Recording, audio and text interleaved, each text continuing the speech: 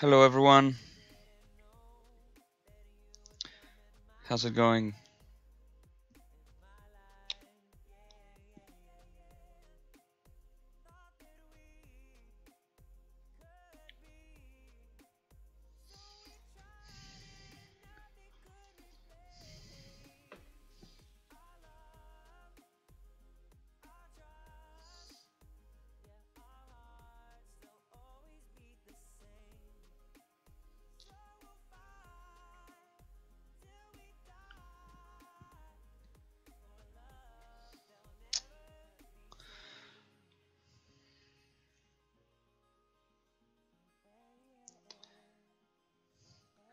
Hey, ¿qué onda, Dyson? Gracias, un saludo. ¿Qué onda, Nick? Retopología en ZBrush. Probablemente lo pueda mostrar en mi próximo stream en español. Este va a ser en inglés. Pero ya lo han pedido mucho, entonces yo creo que sí lo puedo mostrar. Porque es importante. Hello, everyone. Okay, so let's do this. So, just to remind everyone, this is the Pasta Sculpt collaboration I'm doing with Óscar, and you can see here in the screen the little drawing thing. So I'm supposed to be doing the upper head, upper torso, and legs, and she's gonna be doing the lower head, lower torso, and arms of the creature.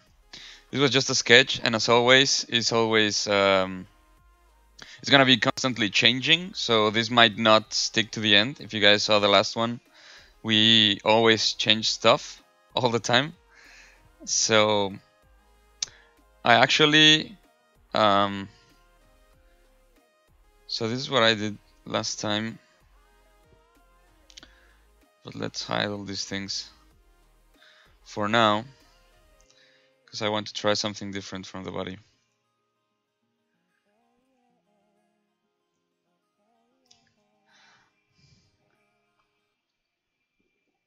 Saludos, Enrique, hasta Puebla. Qué bueno que andas por acá. Eh, con ZBrush Live yo tengo dos streams, uno en español y otro en inglés, y son alternados. Entonces, la vez pasada tocó en español, ahora toca en inglés. Es uno y uno. Entonces, de todos modos, siempre termina siendo un poquito Spanglish. Si me comentan en español o en el de inglés, lo respondo y viceversa.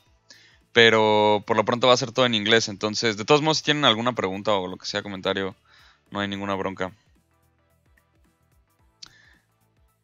Yes, I'm watching Twitch and YouTube at the same time. This is pretty cool. So I have all these pieces. What is this? That I sculpted, and then Óscar. So he did this part.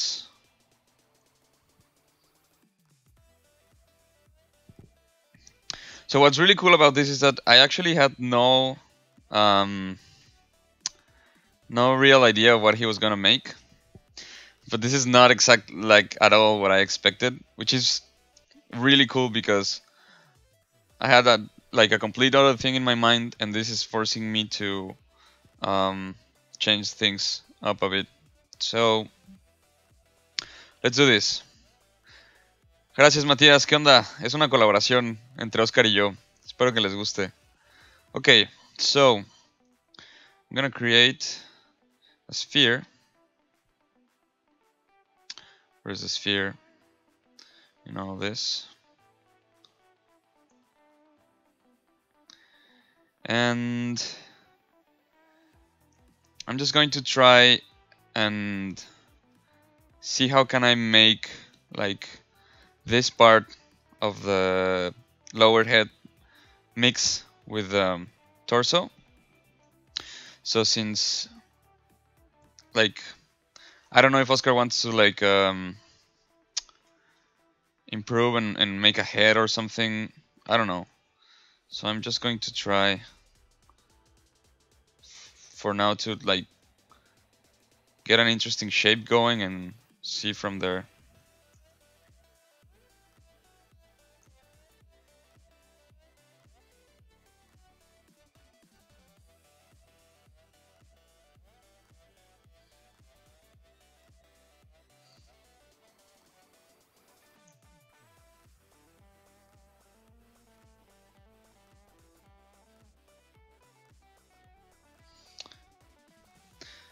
And as you can see, I still don't know if this is going to be hard surface or organic. So for now, I have the Sculpt Pro turned off because I just want to get the first shape first, like the main one. I could probably use the project primitive a little bit. So let's try it.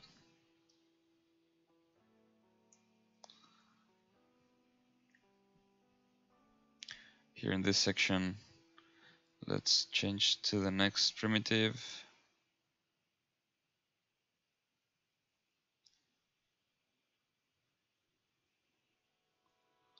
Something like this. No, actually, like this.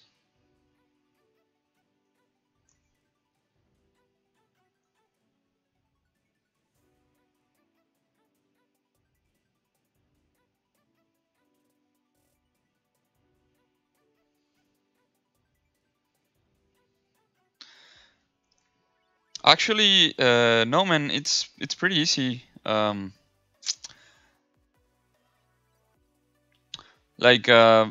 Most of the time we just like send each other a WeTransfer or something, or like I work almost all of the time in my Dropbox, so all the files are saving automatically in my Dropbox, so that way I don't have to worry of backing things up, and I just send him the link. It's pretty easy. Trying to get like an interesting shape going on here. Gonna turn on the X symmetry and accept this one.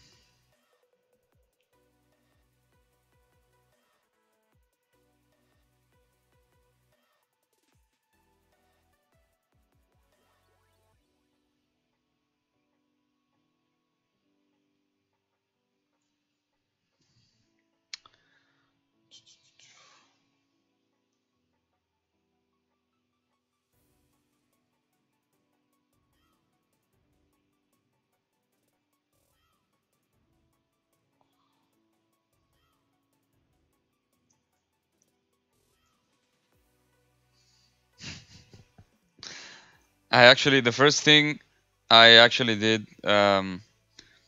first thing right away when I installed the new version was to save this material as the default one.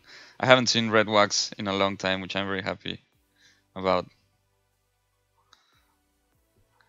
There's plenty of ugly in this world. I don't need more.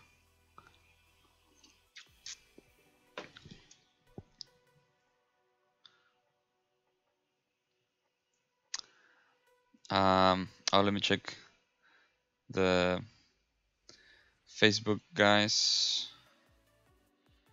Hey Kirt, saludos hasta Perú. Muchas gracias por andar por acá.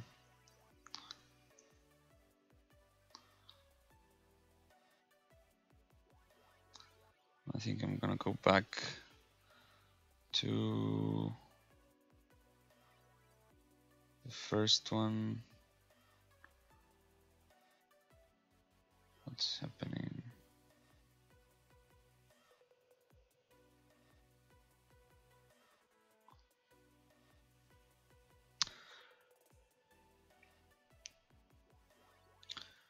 I don't know.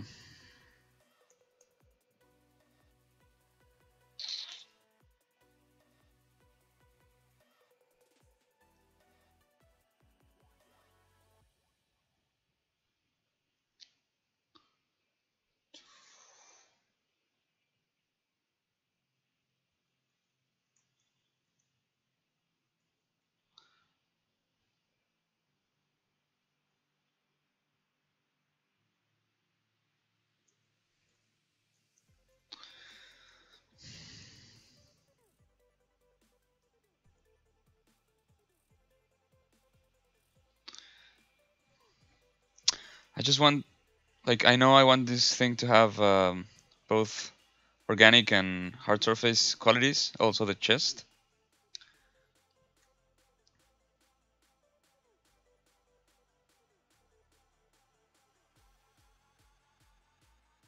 Let's accept everything.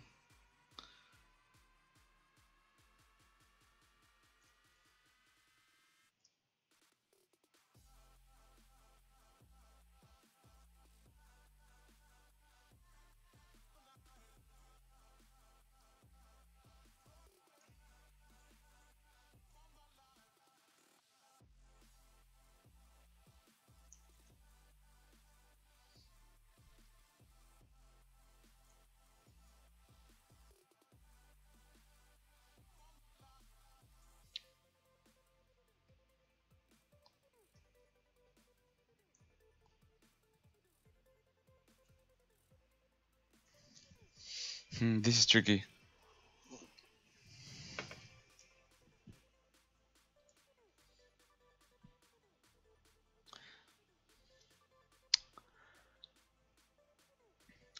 If you guys ever design something, you know how hard it is sometimes to just get the ideas flowing in the beginning.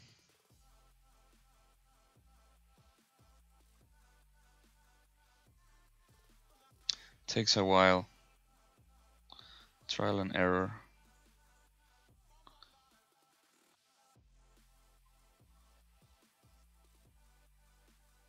Oh, I like this happy accident thing.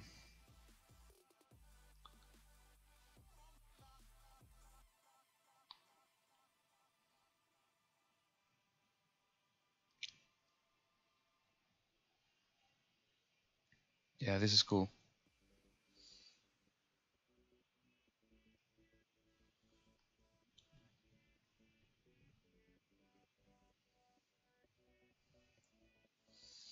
Going to keep this.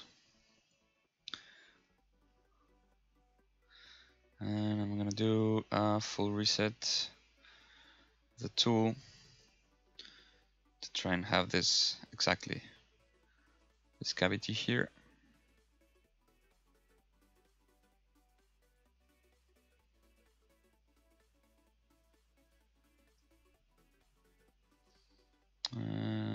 a full reset.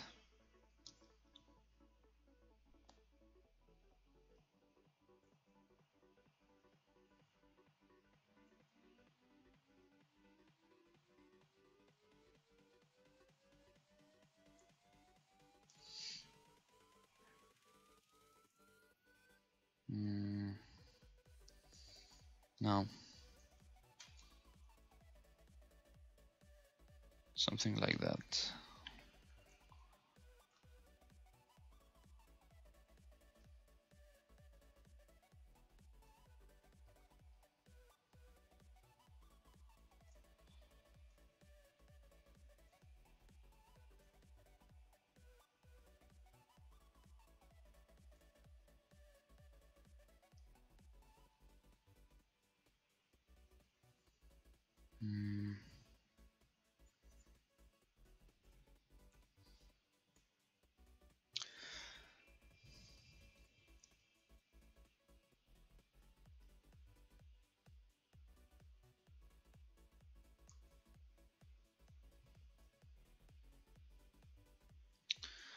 Trying to see what ideas I can come up with.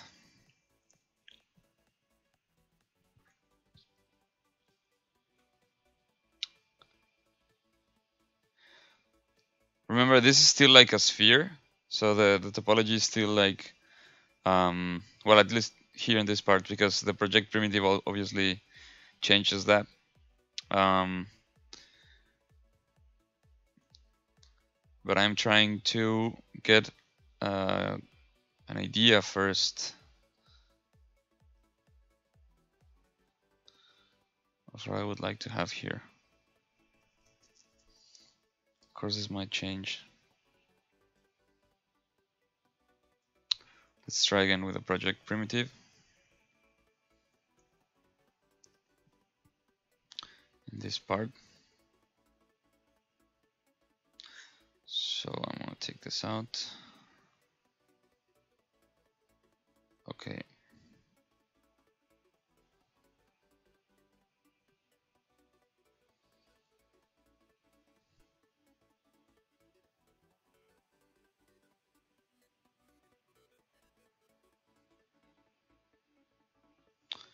Let's do, yeah, this one is the one I want.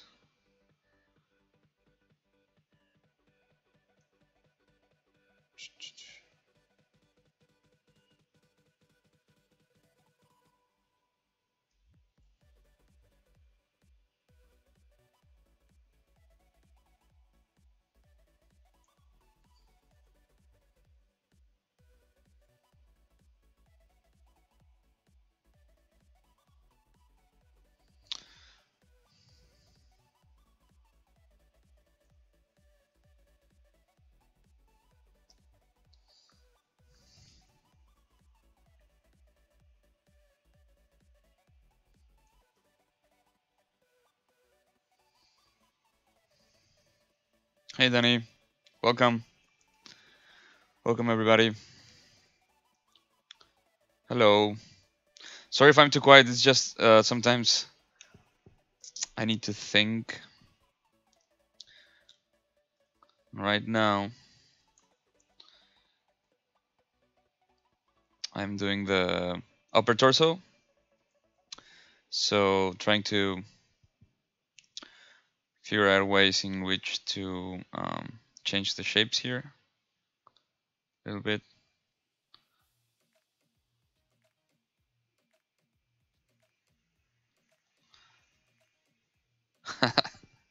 This is a pretty cool hat. You should go to the summit. They will have tons of these hats. Hello.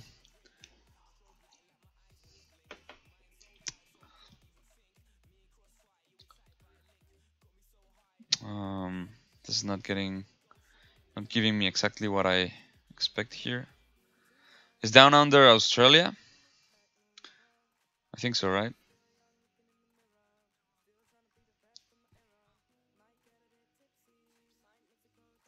Oh man, 4 kids. I salute you. That's hard work, man.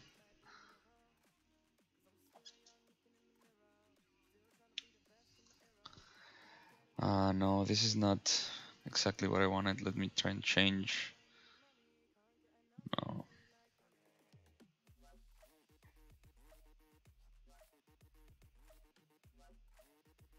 It's giving me weird results here.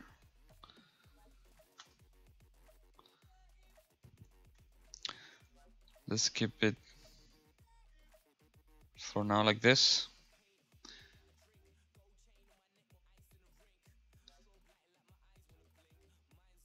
And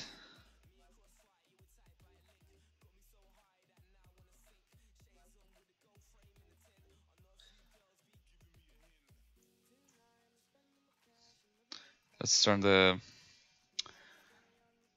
Sculpt Pro for this one. I'm just gonna sculpt very loosely, try to find a cool design here.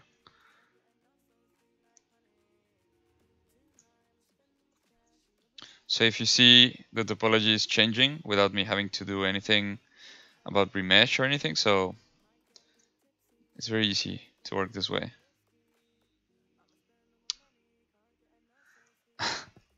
I actually did that one like last week, but it was in Spanish. So if you guys gonna check it out, I did like a dragon thing.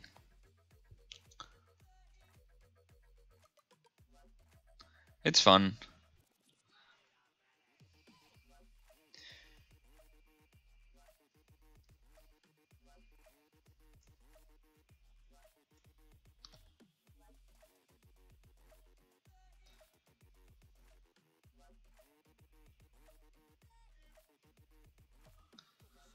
What if I change the material for this one? Nah, it's too dark. Let's skip this one.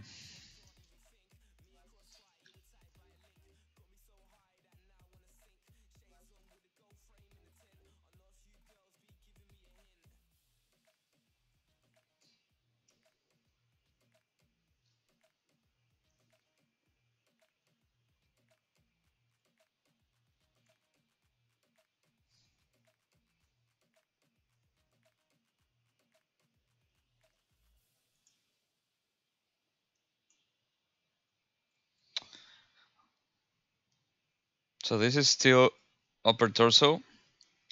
I just want to connect.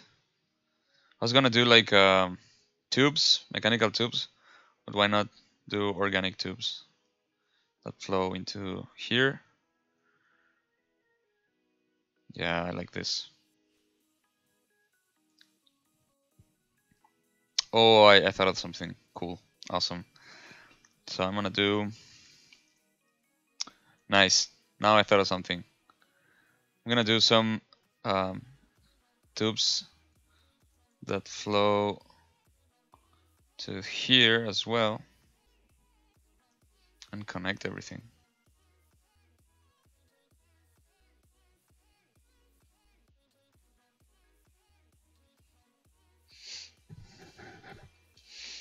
The Red Wax Challenge? Please no.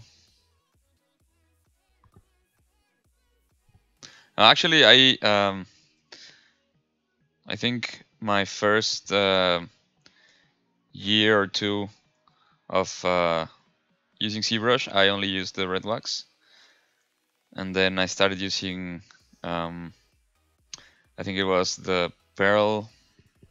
Where is it? Madcap Pearl. This one. I felt really cool because I felt like, oh, I'm super original. I'm not using the default material one. And then I didn't like this one like that much. It has some weird shading going on. So then for a while I used just the gray, madcap gray for a long time. And then just started using my own.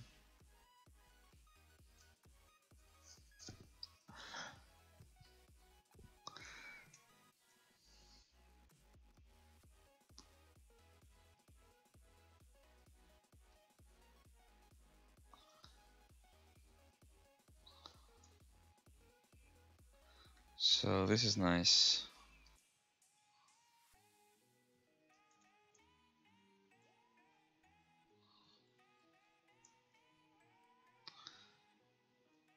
Some really nice shapes to work with, at least here.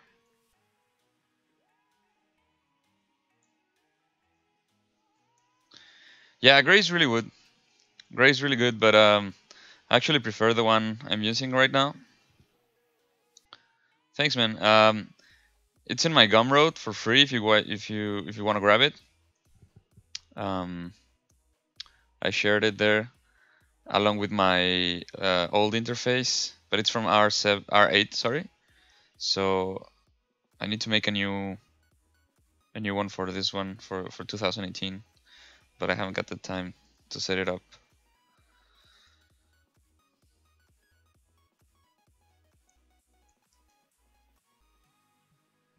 What is that? What is what? Sorry. Yeah, I used to have a lot of materials here in this side, but I just discovered that it's just it was just for showing off. I never used all like most of it. It's really cool because like with flat color, when I'm painting something, I can see the colors like very without the shading, just like the pure color information. So it's really cool. I also have the matcap gray because sometimes I just like to change it up. The basic one is very similar to the matcap gray, but I find it like it has a little bit more contrast. Then I have this one when I'm doing mechanical stuff or hard surface stuff. I think it looks really good. Also this one, these two I really like for hard surface, and then this one I really like for organic.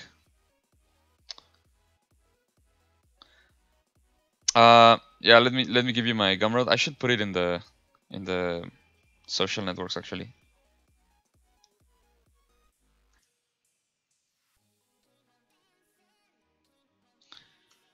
We'll do after the stream ends because it's important. So since you guys are seeing the chat, so I'll put it in the Twitch one. Hold on. Why is it weird to find? Actually, Gumroad is weird because in Gumroad you cannot like search for anything. You have to know like the URL.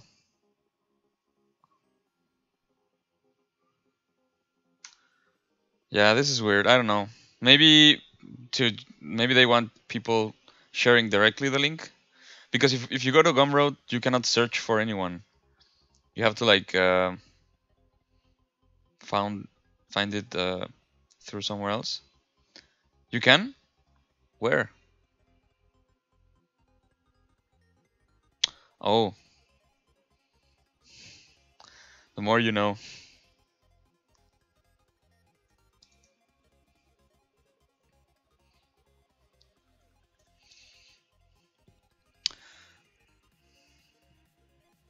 Cool, we'll check it out. Thank you. Thank you so much, man. Okay, so getting back to this thing.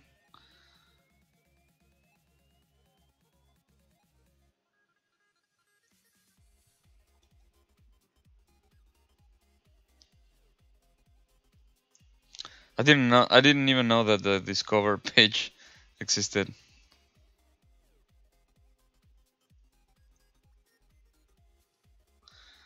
It's cool to know. Thank you, man. I'm going to activate the AQ curve for the move one, for the move brush.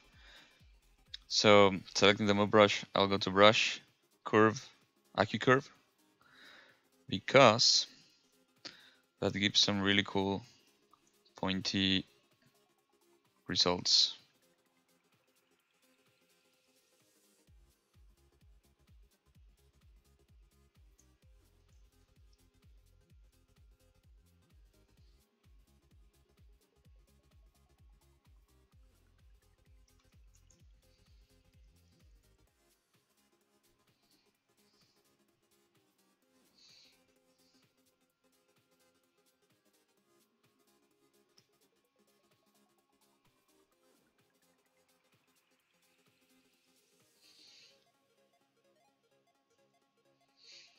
I don't even know what this thing is supposed to be, but it looks cool. So I will keep it.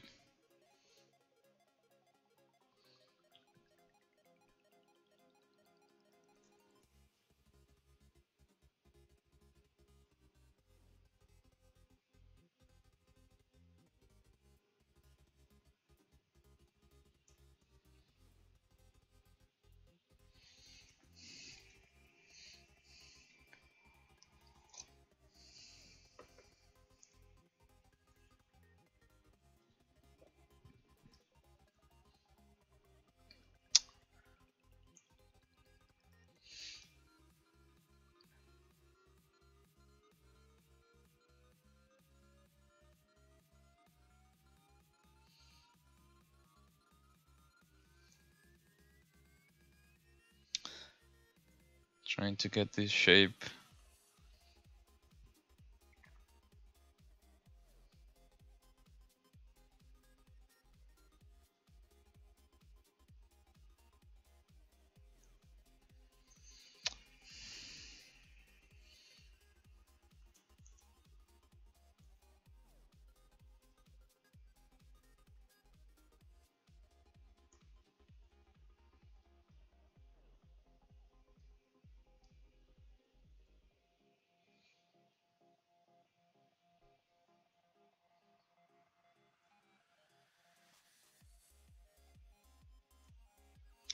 No.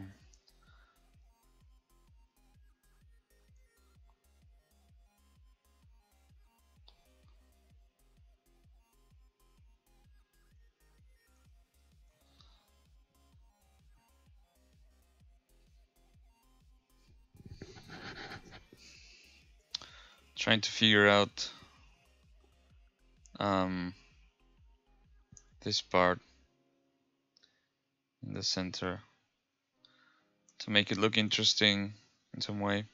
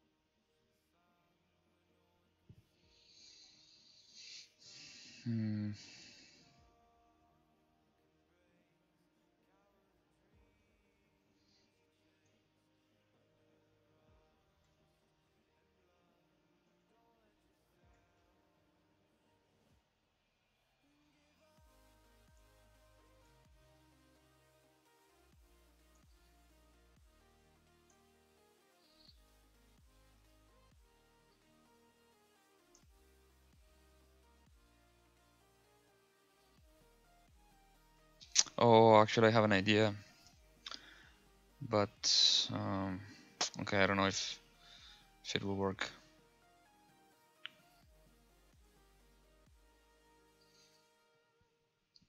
No, actually, no.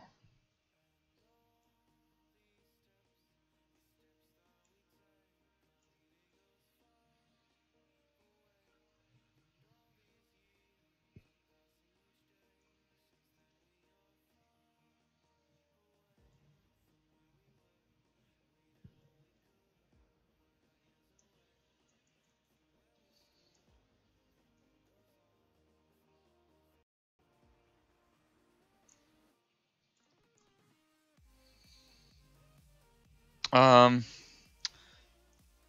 no, I'm not using any concept. It's just from imagination, I guess.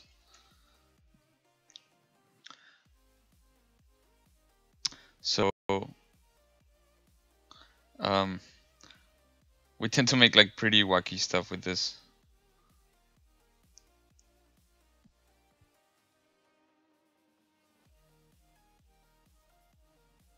I'm just trying to, like, sometimes I just pause for a bit,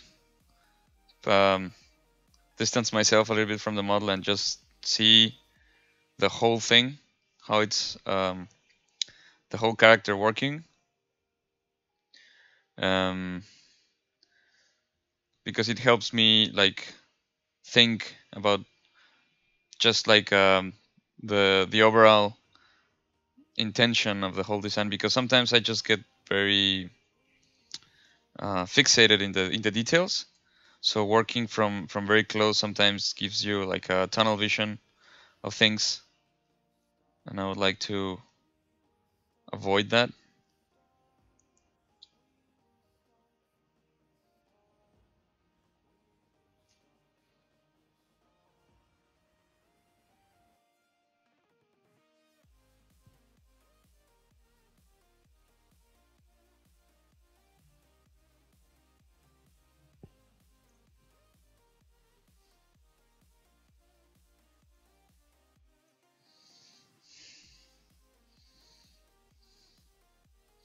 Yeah, something like that.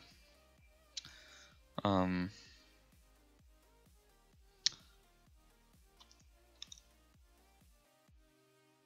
Also, like you guys might know this, but there are days in which the first or second idea that pops into the head, it's like the best idea. And sometimes you can go hours and hours and hours and still struggle to find something decent. So that's the way it is.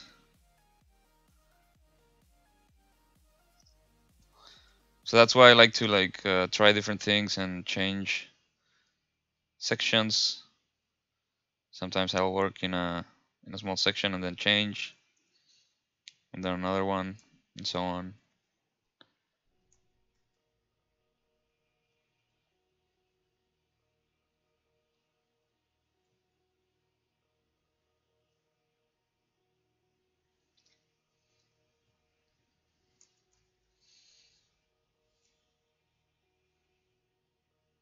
Okay, what happened here? Why is this? Did I do a Dynamish? Yeah, why? Let's go back. Yeah, no, it's not usually like most. For sure, the first one is not the best one. That's almost like the rule. It's like the first idea. I think is like you have to get it out of the way as soon as possible, so then you can start working on the better ones.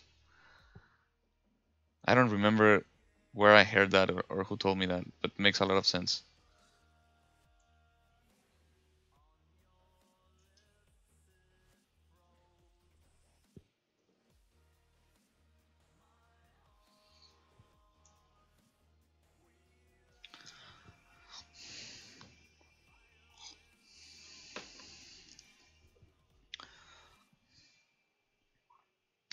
Let's do a full reset of this thing.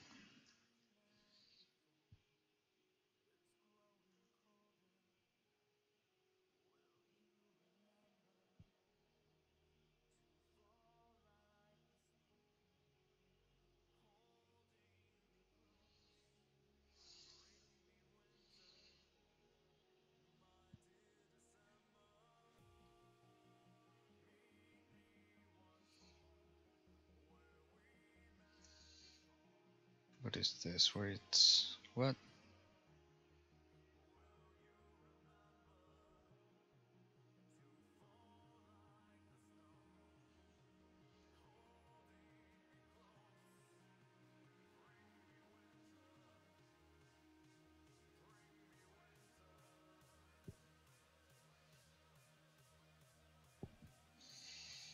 Hmm. I don't even know what I want here.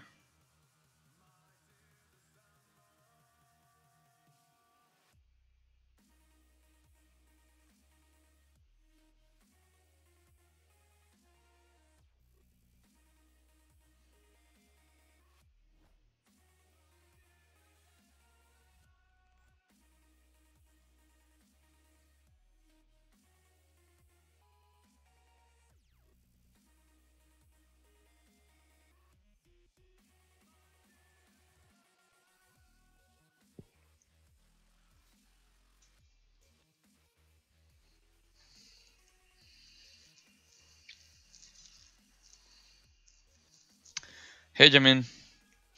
Yeah, thank you. When I say distancing, I don't mean like taking your mind off of the project, just putting like physical distance, looking from afar.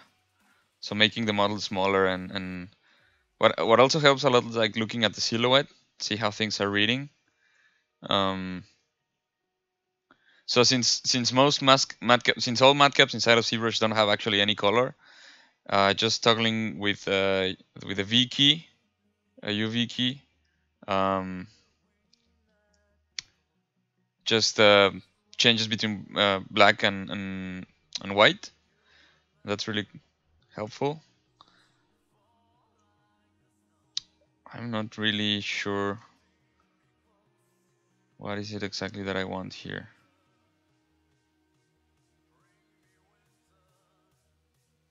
I think something more like this.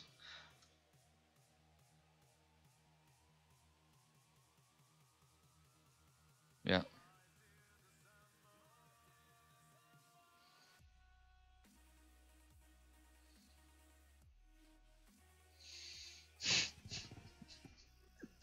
Come on, App Stitch.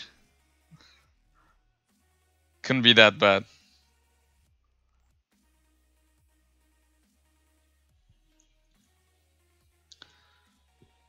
And since I have the Sculptris Pro active, actually, let me take this and change things here.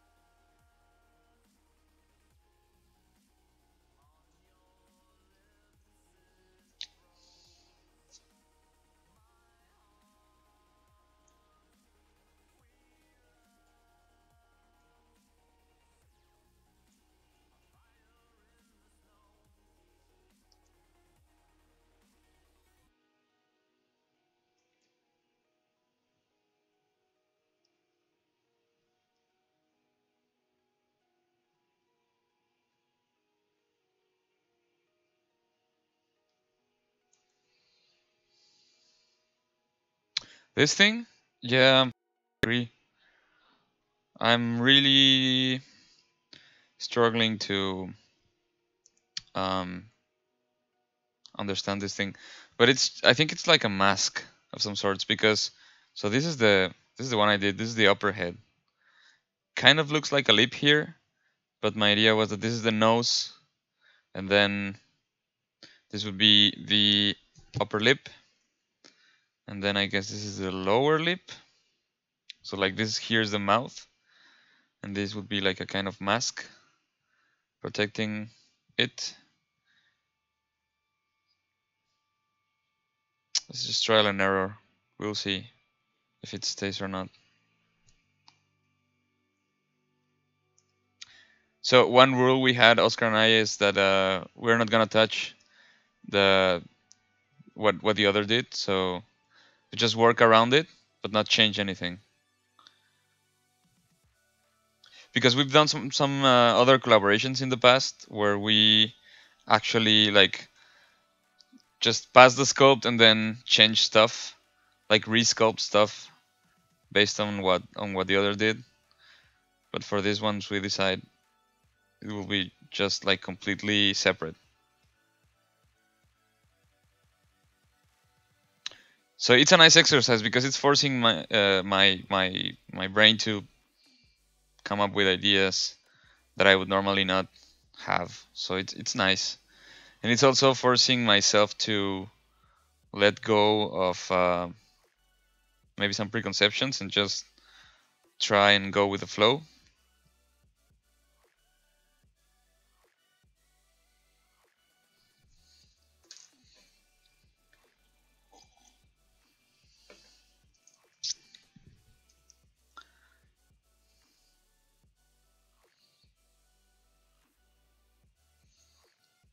Like Chaos Masons? What do you mean? I love those guys. Their work is amazing. They are a personal favorite of mine.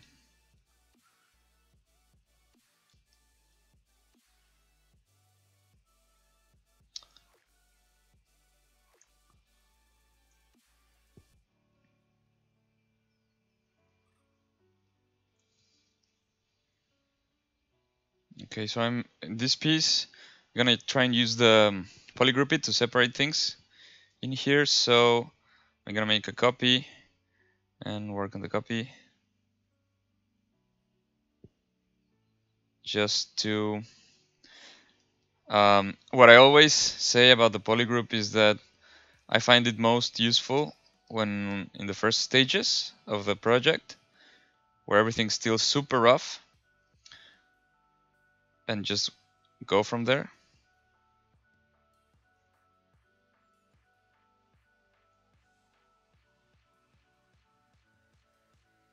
Yeah, actually, I took a workshop with them at the summit in 2015. It was really cool. It was my first summit. I went by myself, and the seats were closed. So when I was deciding which workshops to take, suddenly someone dropped out of the course, and then I just could get in in the last spot. So it was really cool because they helped me think a lot of how to approach design in ways that I hadn't thought of before. So like not getting too attached to ideas and quick iterations, experimentations, and they did a piece like a collaboration piece, both of them for the workshop. It was really cool. And they are both super nice.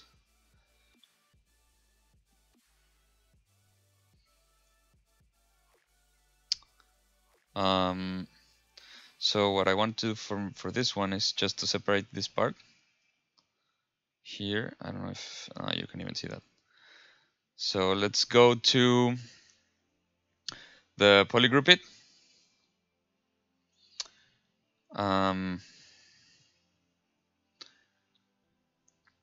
Let's send it there.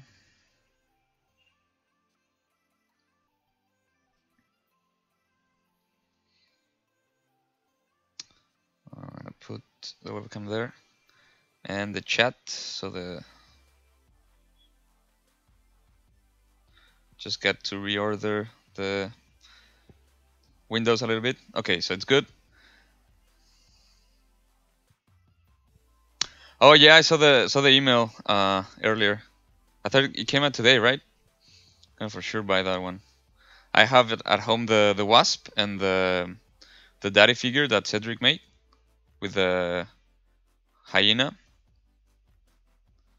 I just that since I moved to Montreal, I had to leave them in Mexico for now because I couldn't bring like a lot of stuff. But I have both kits. Really cool. Okay, so I'm going to use polygroup it real quick here, just to get. Let's delete this one. Change color. Okay. To just get a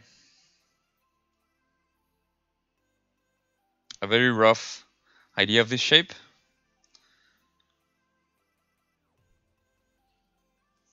And let's extend.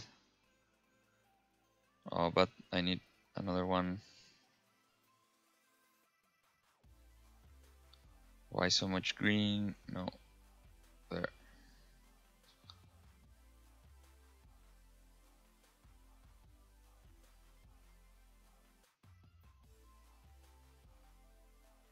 Just moving things around.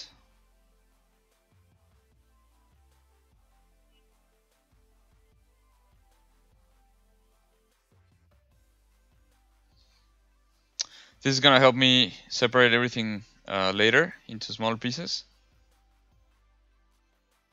Cool.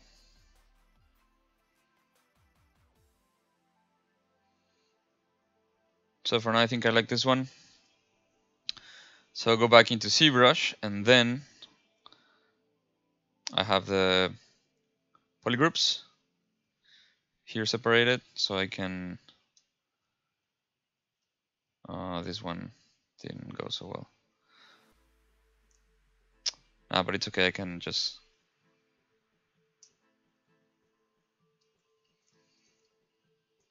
Cut this part. Let's change to the lasso mask.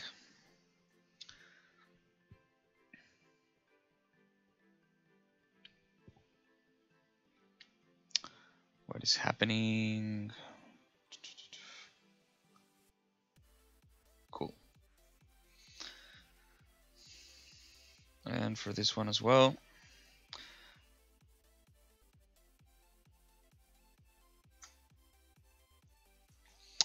Hey Emilio, es una herramienta nueva de la última versión llamada Polygroup It. Entonces lo que hice fue hacer unos cortes muy rápidos para poder separarlo en diferentes piezas. Y entonces lo que hace el Polygroup It es que me permite poder crear polygroups de manera muy rápida, sin tener que preocuparme mucho por por hacer los cortes exactamente yo, pero en este caso solo tengo que corregir unos pequeños errores que salieron ahí. Nada grave.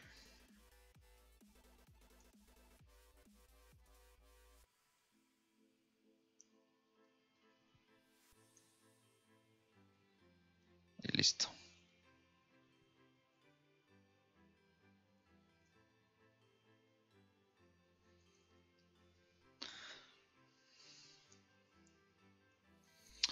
Entonces lo que voy a hacer con esto es tomar todas las piezas que quiero conservar, que van a ser estas. Por lo pronto, para esta primera sección. Esta pieza de atrás no me importa mucho.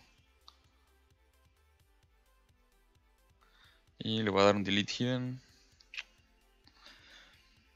Necesito ya reacomodar mi interfaz porque ya me habías acostumbrado mucho a regresar a los menús. So I need to make my interface for this version as well.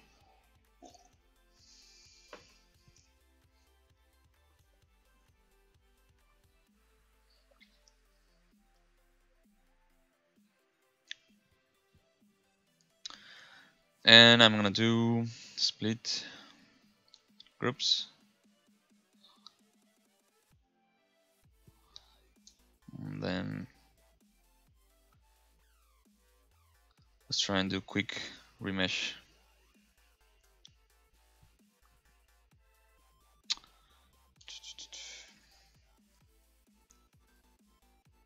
I don't know. One.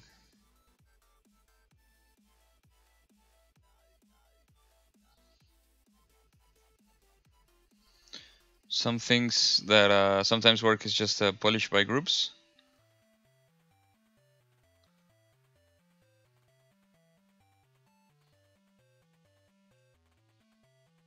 To try and get the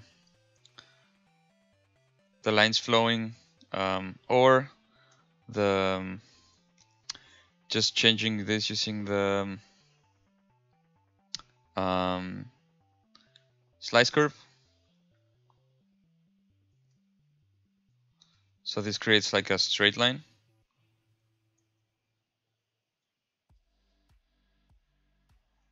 Sometimes this is very useful.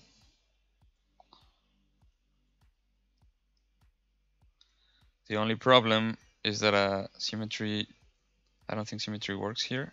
I'm not sure. No, it doesn't. But I can do a mirror on well later.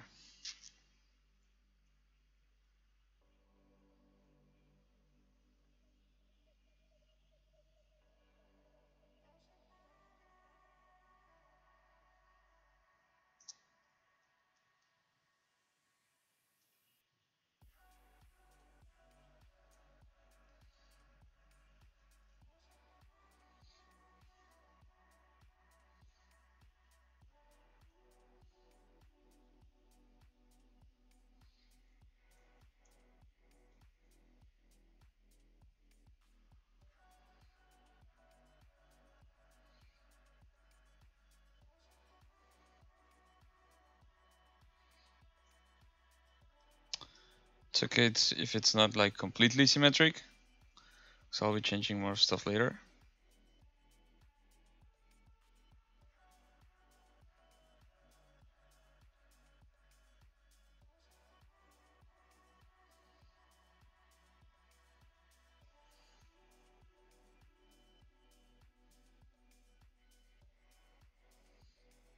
Cool. So go hidden, and then let's do a remesh with low resolution. Yeah, this is good.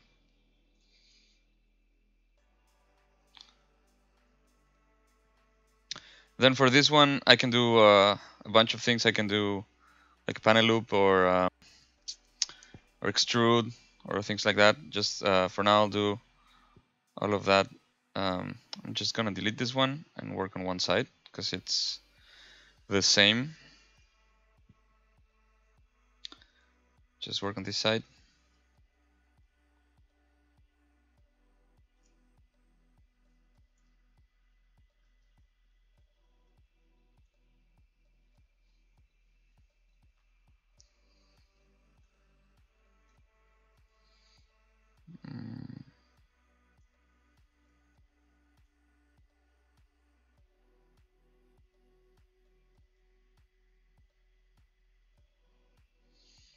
Okay.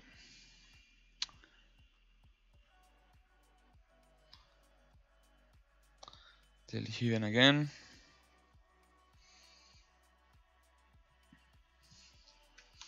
And it was 0.5. So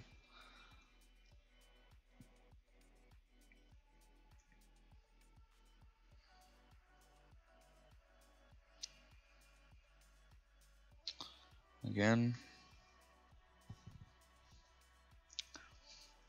this is a really easy way to just create panels.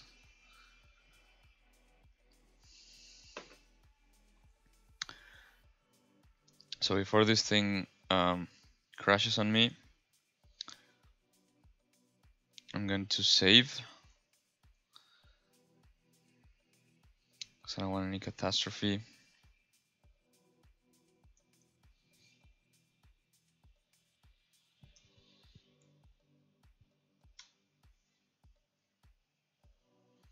Okay.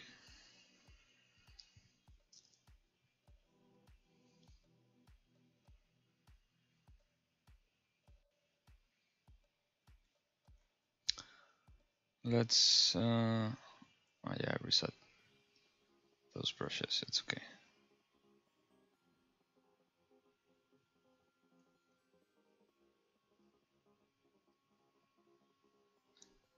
Just gonna leave a little bit of space for the extrusions.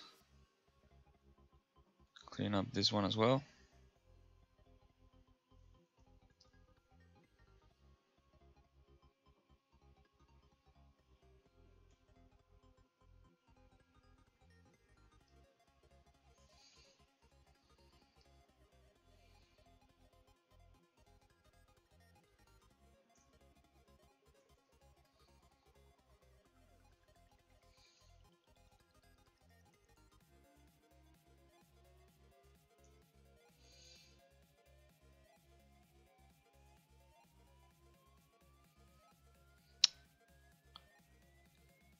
It's a little bit tedious sometimes to do this, but it's really necessary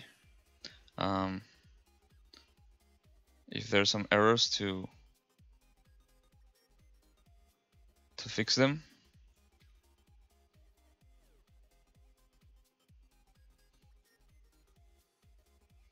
Oh, this created the polygroup with the same color. Okay, let's do it again.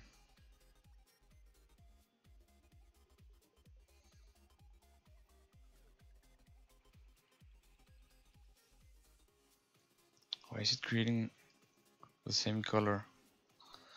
I don't get it. So delete here and here.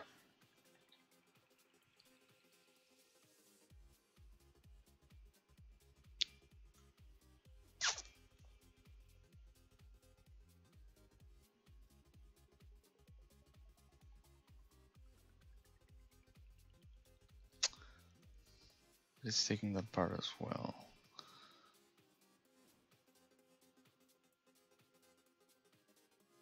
We'll try just this section.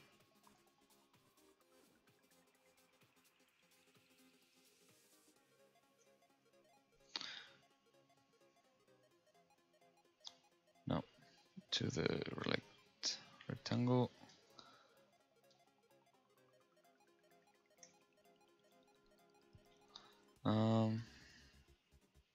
Okay. Good. So now, again, zero mesh with symmetry, and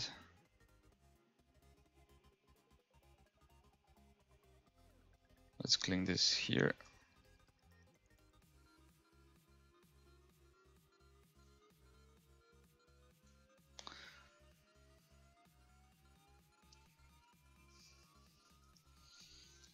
So it looks much better.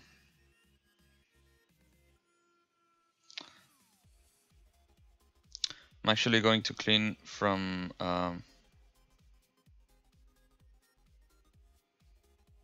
here.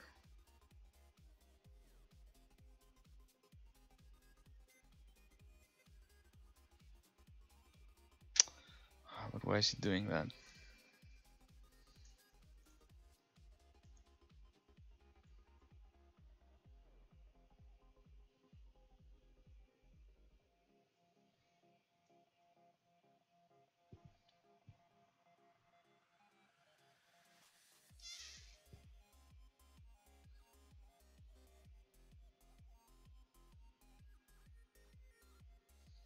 There we go.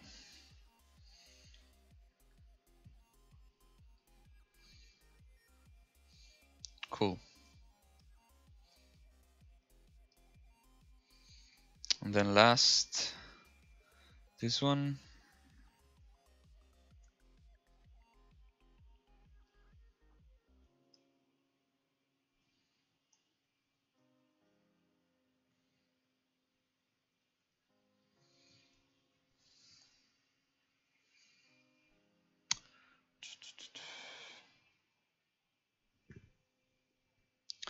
So okay, this one is too high.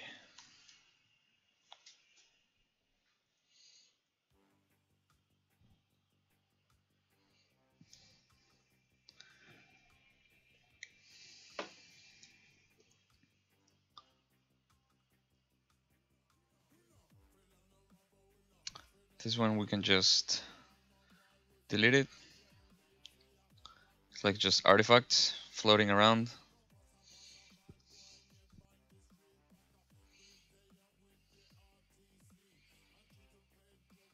¿Qué onda, Alex? ¿A cuáles texturas te refieres?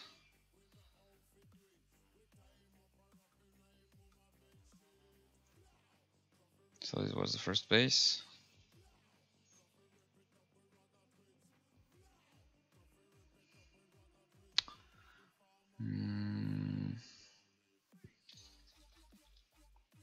Let's do some panel loops.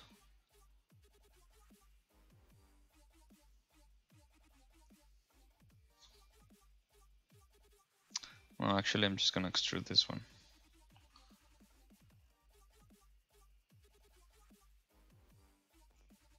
It's Q mesh. Yeah, it's okay, Q mesh.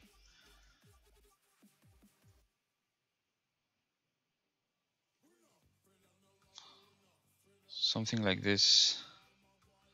Very easy.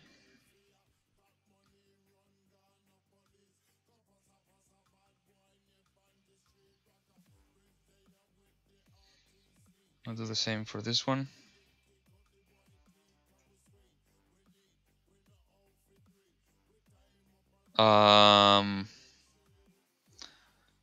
Las texturas como de ramas, o sea, como toda esta sección.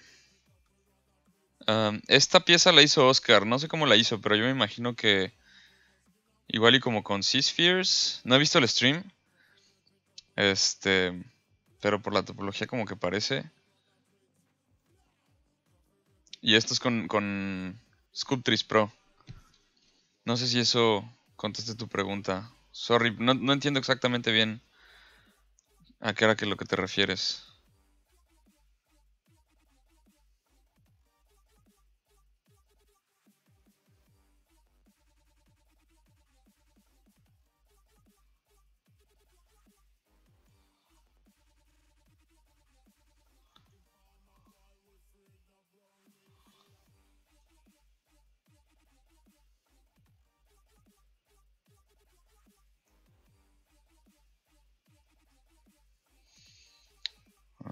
I'll do the same thing for this one.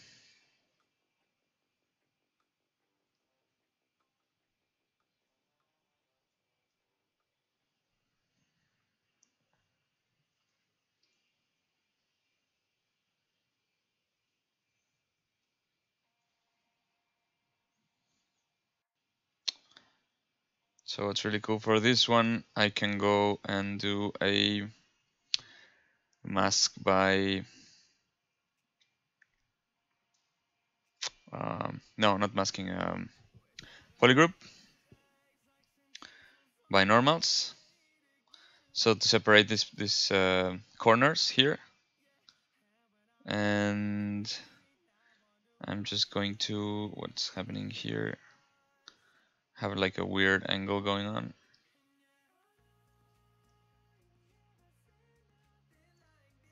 It's okay.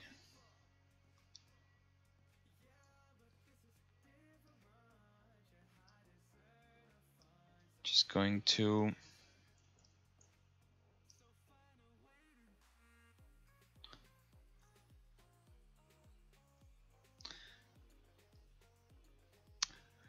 I'm just going to change. Let's see if this fixes the issue. Yeah. Cool. So now I can go to polish the by groups.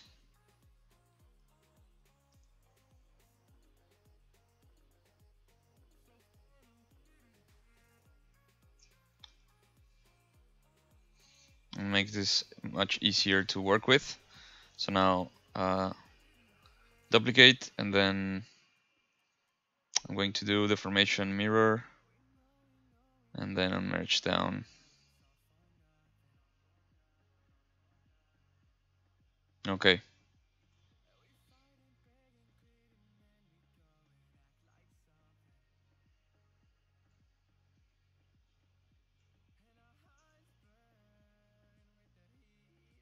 So in this case, I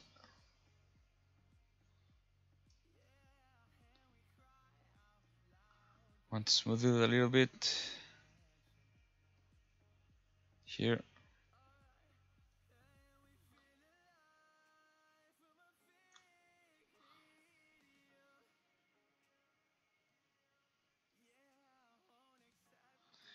And I'm going to do the exact same thing as in the other one. Polygroups, binormals. Have a few errors here, nothing too bad. It's just getting the right angle to work.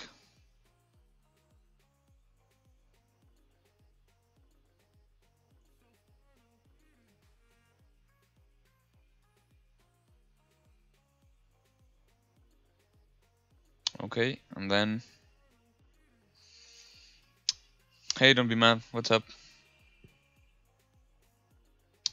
Same thing as before. Polish by groups.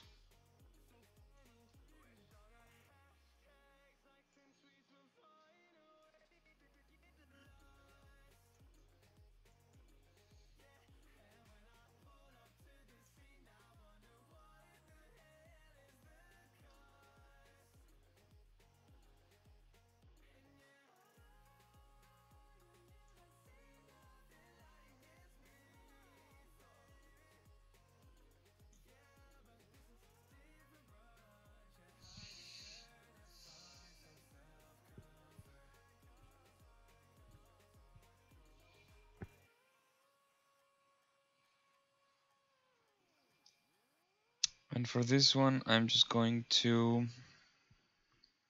fill the hole. Modify topology, close holes. Thank you, man.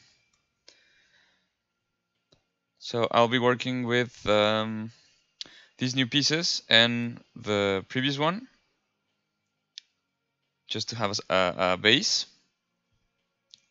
And what I like to do with this thing is to actually try and sculpt something in the base, as if to show like that there's like flesh or something underneath.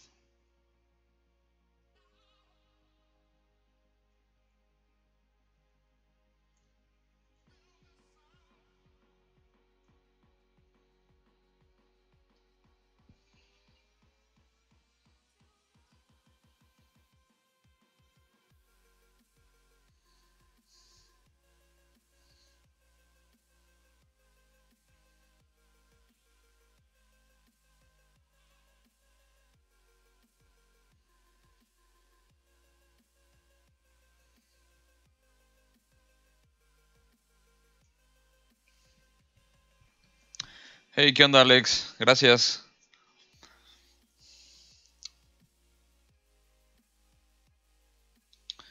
Gracias, gracias.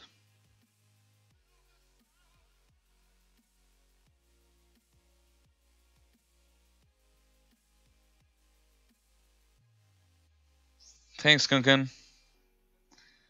Yeah, this one is, I'm just trying to figure out the design.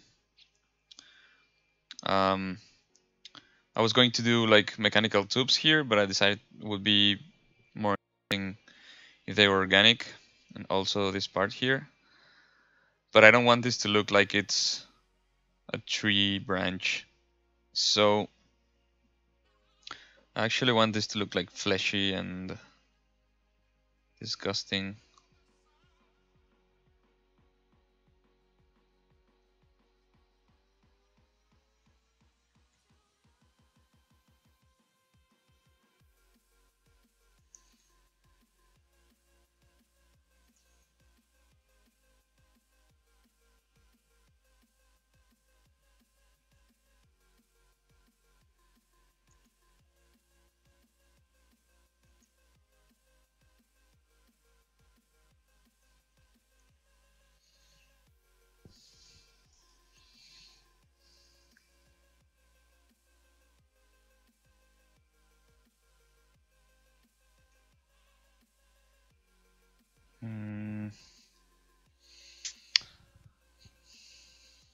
Just trying to see the whole thing again.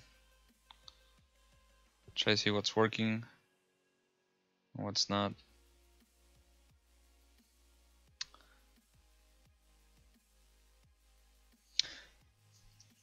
There's some interesting IMM brushes I could use. Let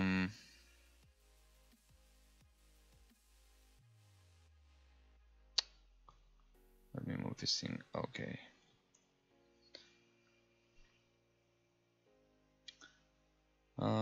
Machine.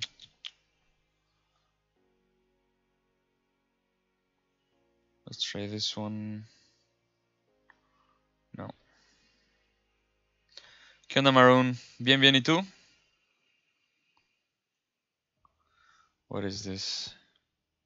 So it's been a while since I've used some of this. But we can try and do some cool stuff.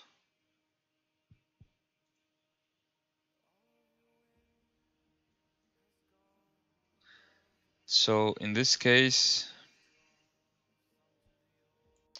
what I can do,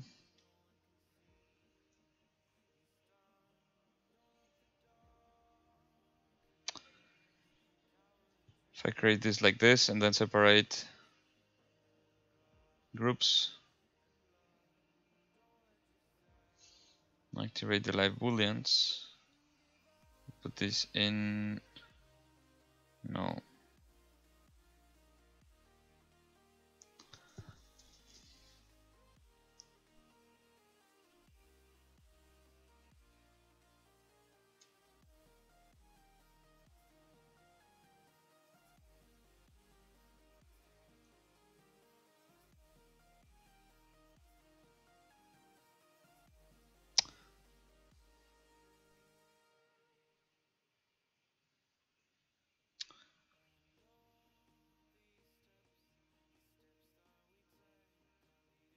Yeah, it's not exactly the result I want. I don't know what's going on here. Let's see.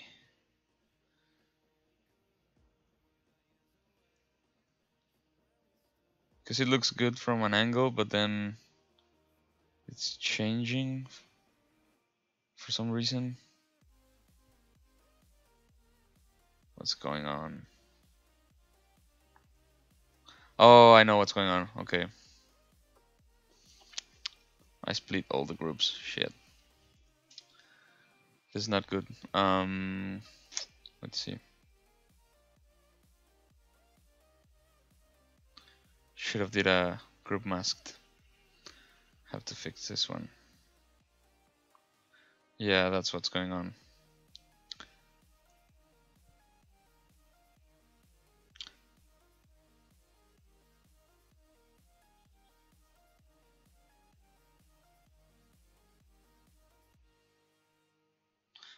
I'm gonna have to merge this once again. Classic mistake. But nothing that can't be fixed. So actually, I think I know what the mistake was. Let me just merge this all together again.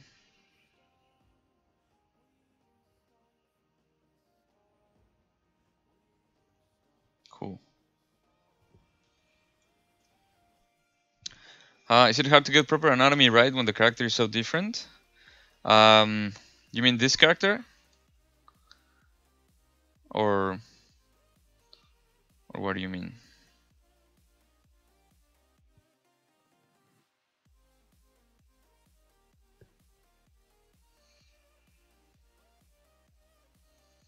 Now I can do the split masked.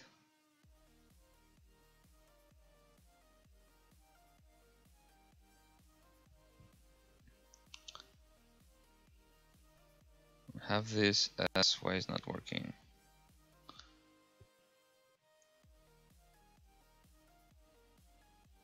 What? No.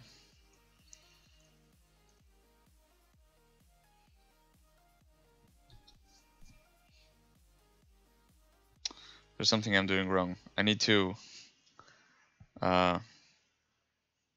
relearn a little bit the live booleans because having a lot of problems here. It's not hard. It's just that I don't know. We're trying to be more loose with this, not try to be so rigid about it. So I don't know. It's just whatever comes to mind, we would just do it. In my case, at least I try to keep like the organic stuff grounded in some kind of organic reality. I don't know if that makes sense. So like try to make shapes that in some ways would look like they could function in the real world, but still try to push it a little bit, you know? What are these artifacts I'm seeing?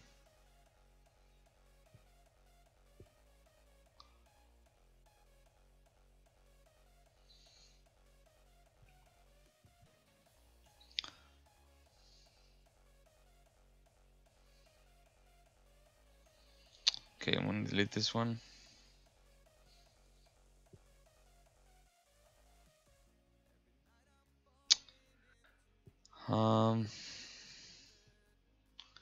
Let's put a pause on that for now, because my brain's been fried for like the last week, and I don't want to bore you guys with all those mistakes.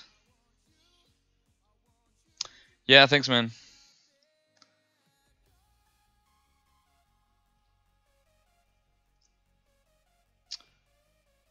what I think is really cool is when doing like organic stuff, creatures and stuff like that, to just go as crazy as possible first, and then try to bring it down, or make it work with what you have, if it's in certain style or whatnot. Because trying to exaggerate something very realistic is, in my opinion, harder to just try to ground something more fantastical. So that's the way I like to do it a little bit more.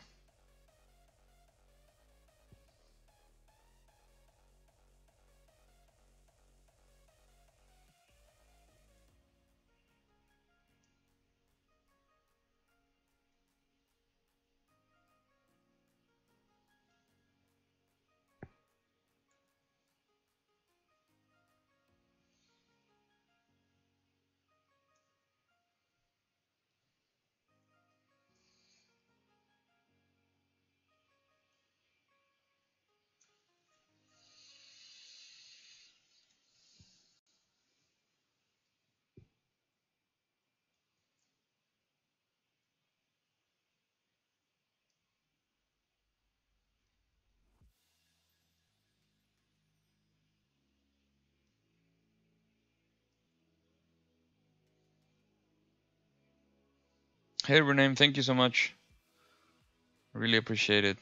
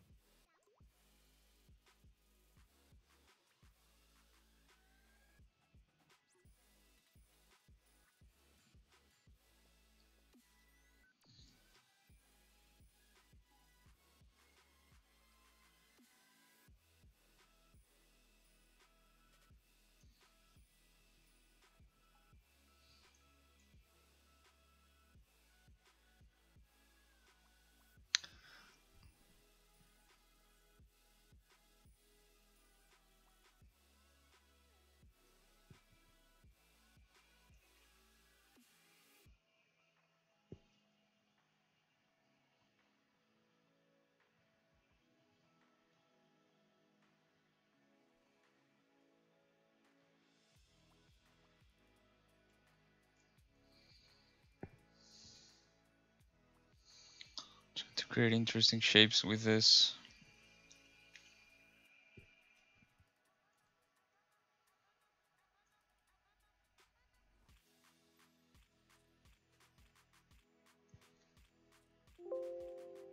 Oh no.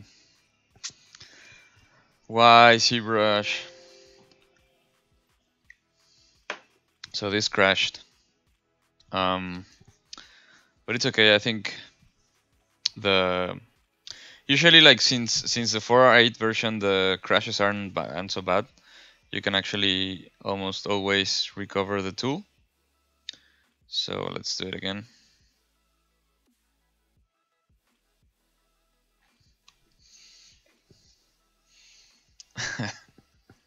It's okay.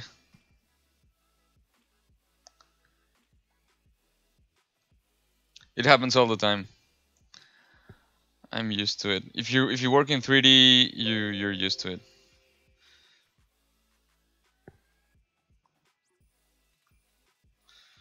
So it's this one. Yeah, there it is. Whoa. And I'm just gonna save for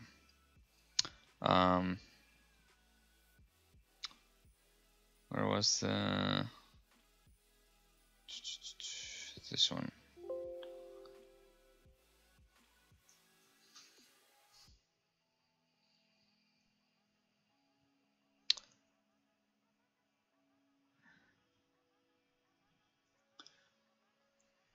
Good.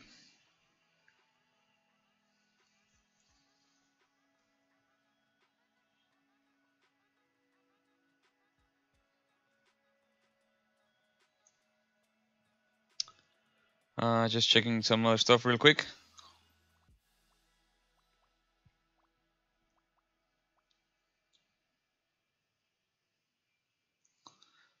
Okay, cool. Let's go back to it.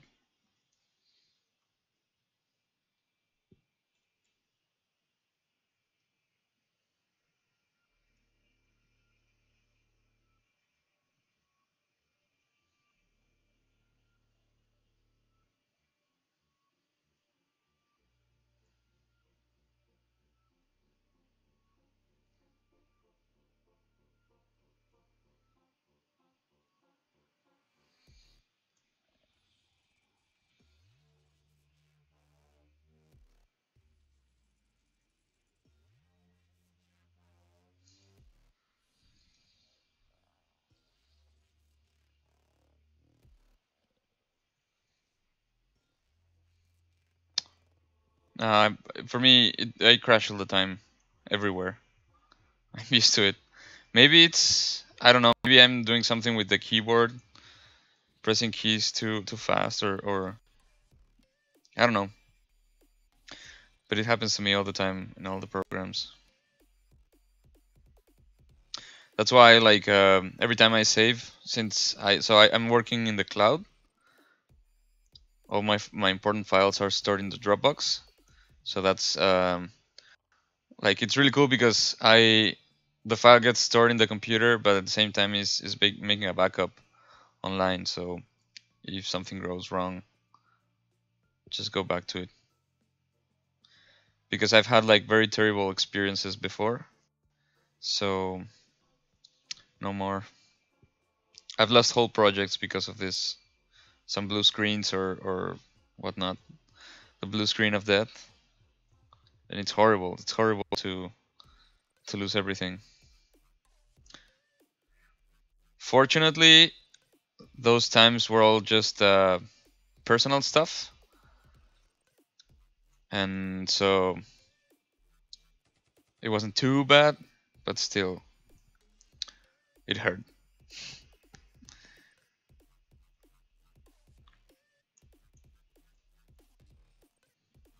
Yeah, there's different things to go about it. Like for example, Oscar uses Black Blaze or Backblaze. I don't remember how it's called. Um, that thing makes a copy of everything you have in the computer, like constantly. It's constantly backing everything on the cloud. And I've been using work Dropbox for a long time, so that's what I use now. But I might try the Backblaze thing.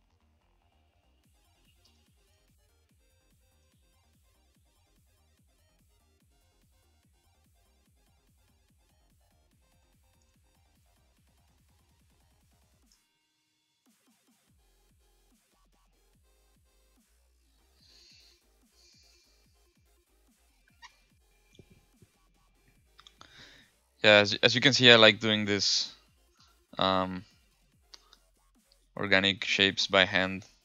I enjoy it a lot.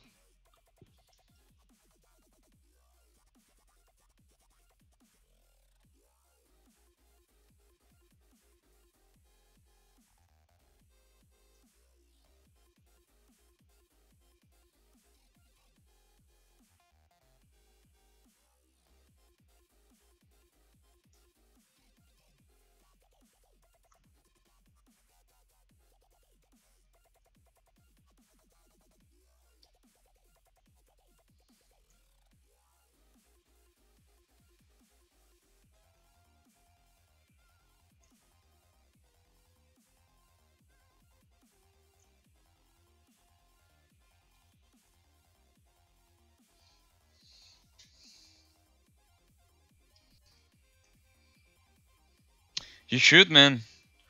What's stopping you from doing it? It's the best bang for your buck with 3D modeling, no question.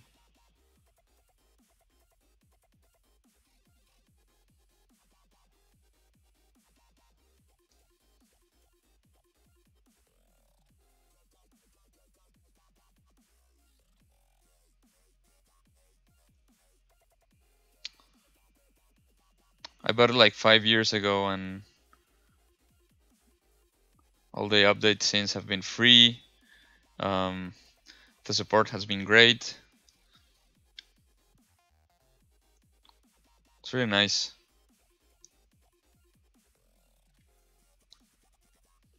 And since in my personal work is the software that I use the most.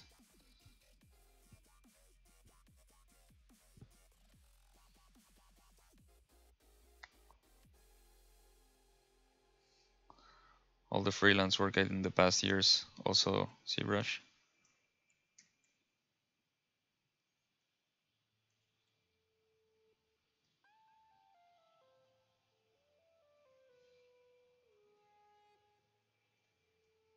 What is this? Oh, this is the old thing.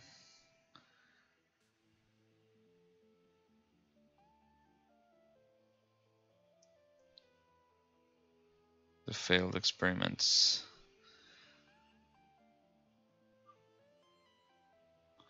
We no longer need you.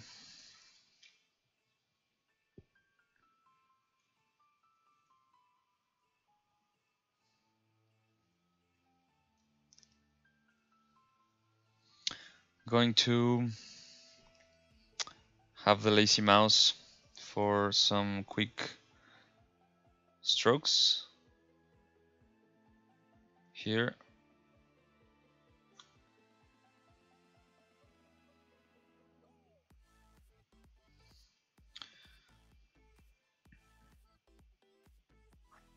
Yeah, the one-time payment thing is awesome. Really, really, really good.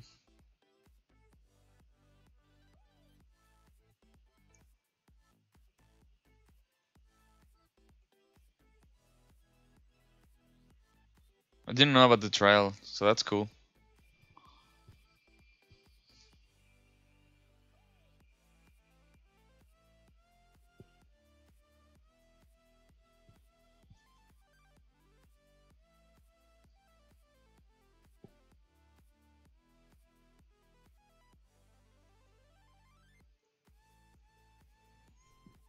Yeah.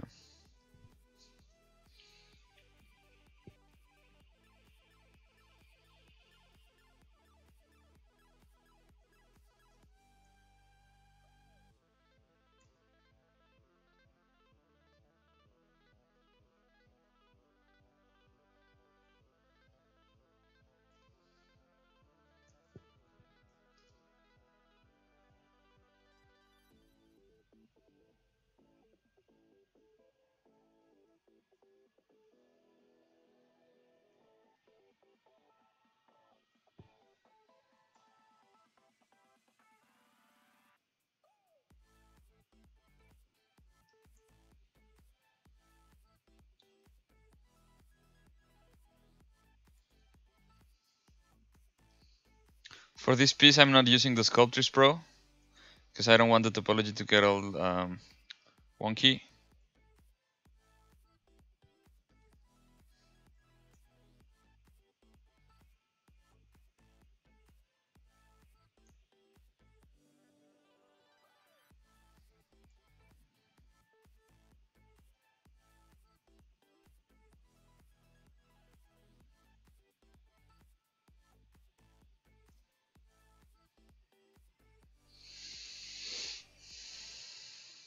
Oh, cool. So 45-day, that's nice.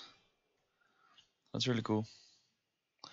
I know that they're gonna or they were gonna increase the price. I think they did it already. I'm not sure.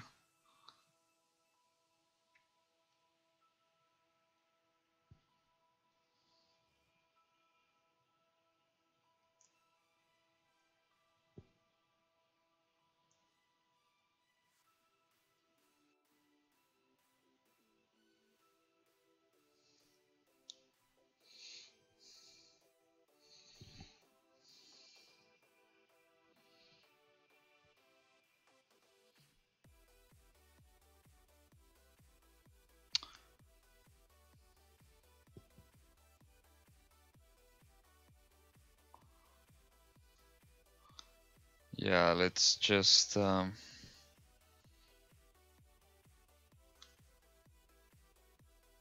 why not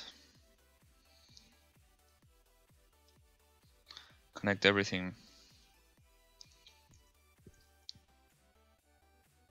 So for this one, I'm gonna use the circle and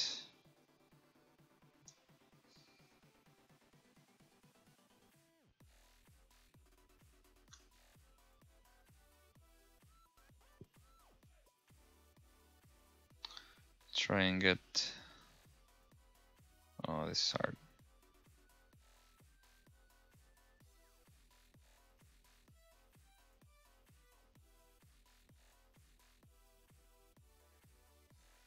Yeah, something like that.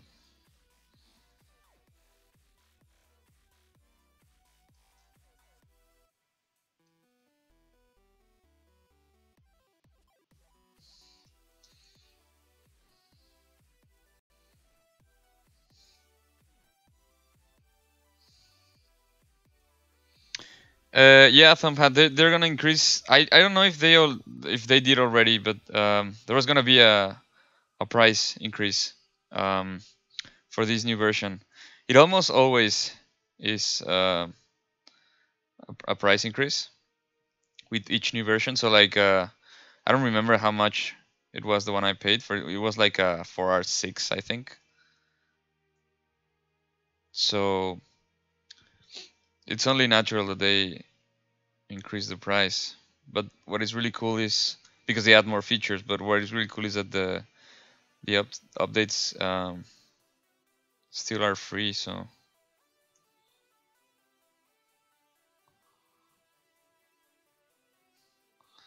no question about it.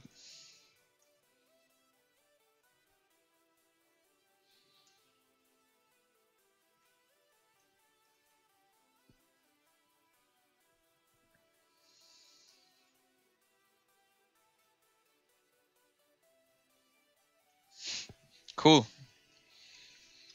Skunken, I'm using a very old, very basic, but really cool Wacom Intuos 3. I get asked this thing all the time. It's this tablet. So, in my opinion, the best model of the Wacom tablets. I really like the surface. It's really smooth, and I haven't changed the tip of the pen since I bought it. Still works. I still have the replacements, but until the day that I need them, I'm not gonna use them.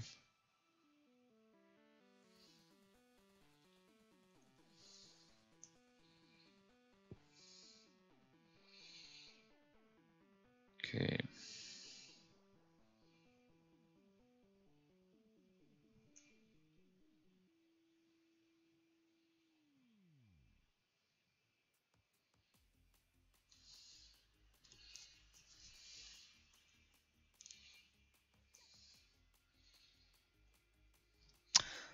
Neil Parsival, your question, is there a correct way or trick to use Sculptris Pro and subdivision level? So the Sculptris Pro, it's independent for every subtool. So like for here, for example, I used it like for the small details. There's the Sculptris Pro. In larger areas where there's no need to have that much detail, so it's pretty low res. In this one, Oscar also did also used it. So in this case, both are actually without subdivision. You can see here there's no subdivision in both, and this one as well. So this all started from a sphere, and there's no subdivision. So that's really cool about the Sculptris Pro. You only add detail where you need it. No no funky stuff, and like excessive amounts of resolution where you don't actually need it.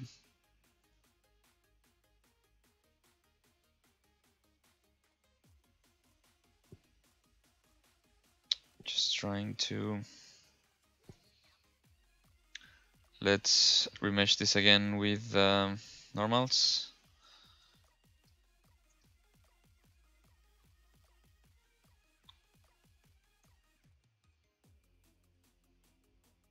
Oh, I have to weld the points. Why, of course. Weld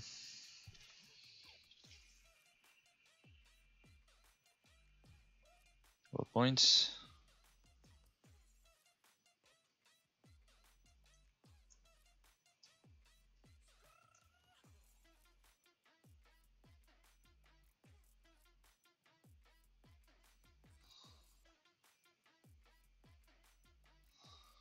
What is happening here? Let me change the mask again to the rectangle.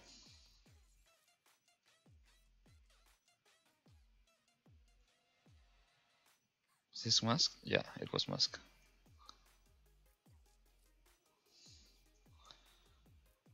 Okay, cool.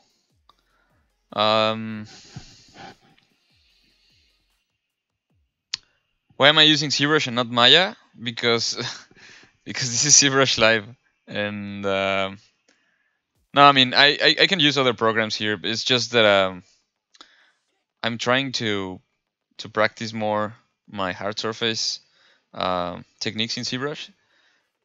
It's been a while since I've used them. I'm kind of rusty, so.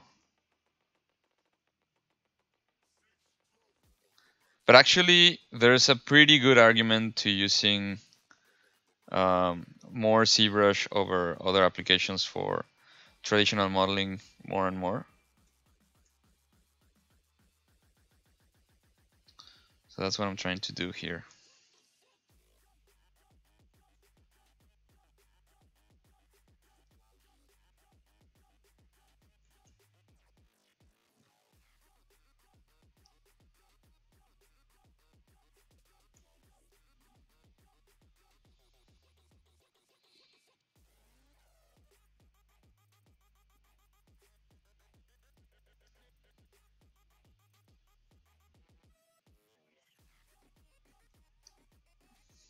Especially if it's not a model for production, you can work almost exclusively in ZBrush and not have to jump to any other program ever. That's really cool.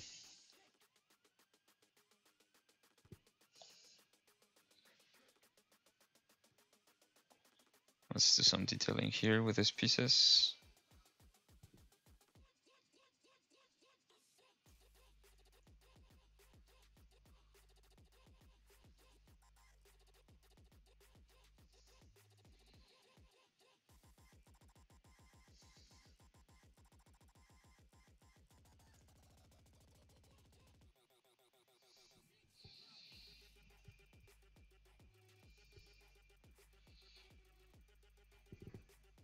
Alias? What is that?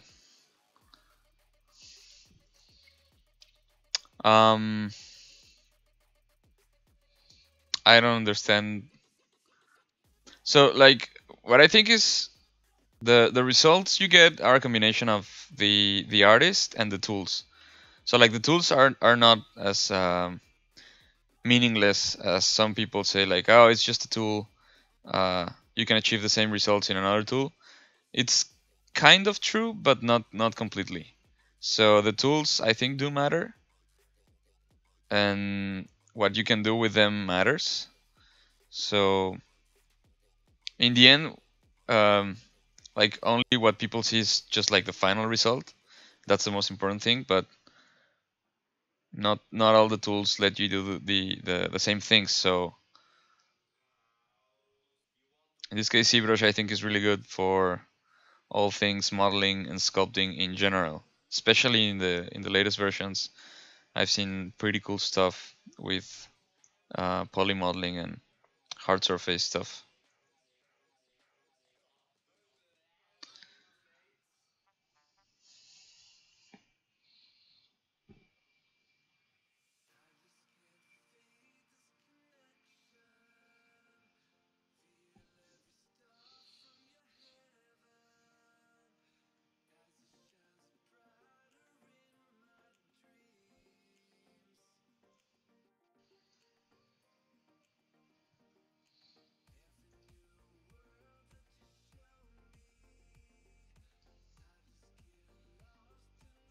going to use another mask here.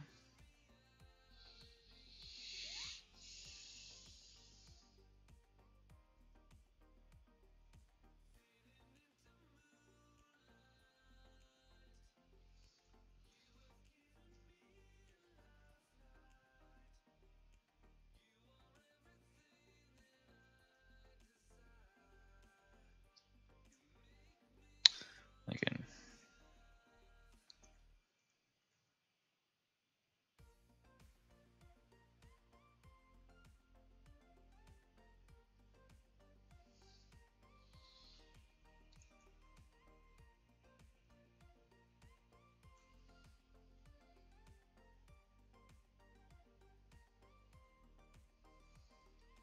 Yeah, no worries.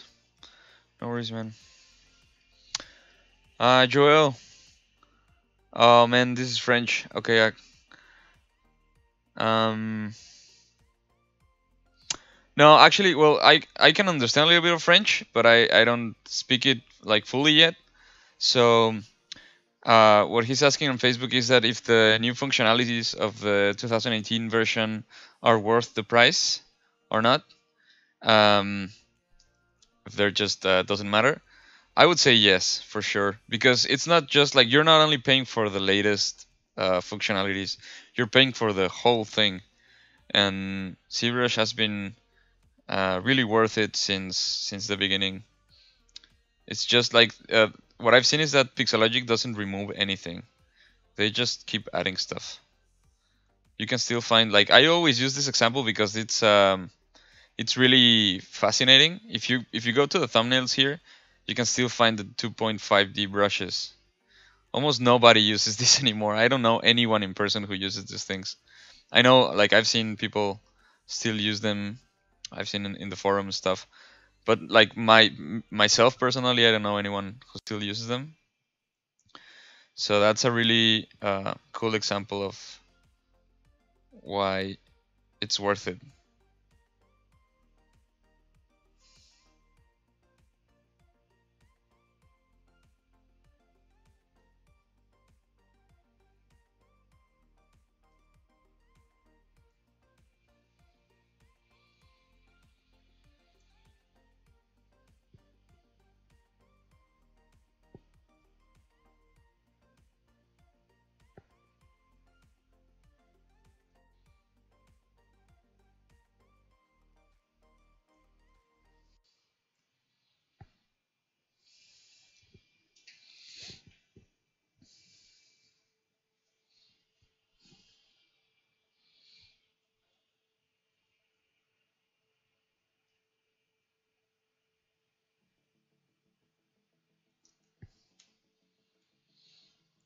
Hey Fried, what's up?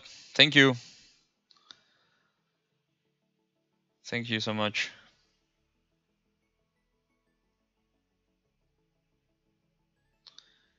Yeah, apparently aliens is what we do.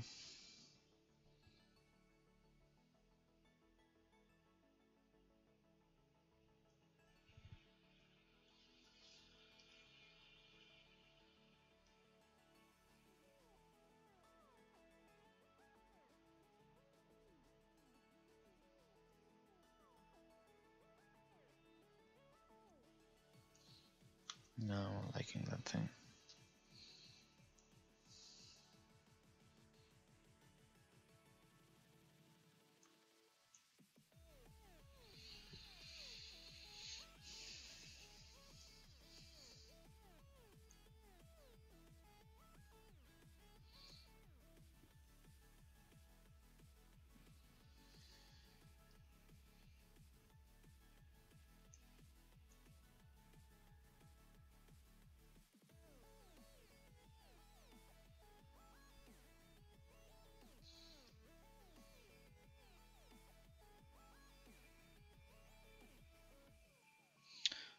Let's use again the Aki curve. For this stuff is actually really good.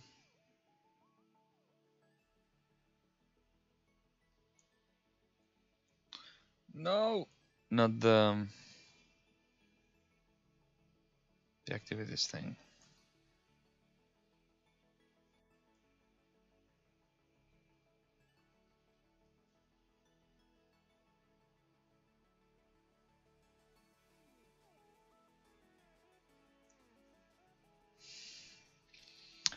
Um, Let me just ask one thing. Can I save this pack of brushes in the right side of your layout? Just like that and load? Or I just to make it manually?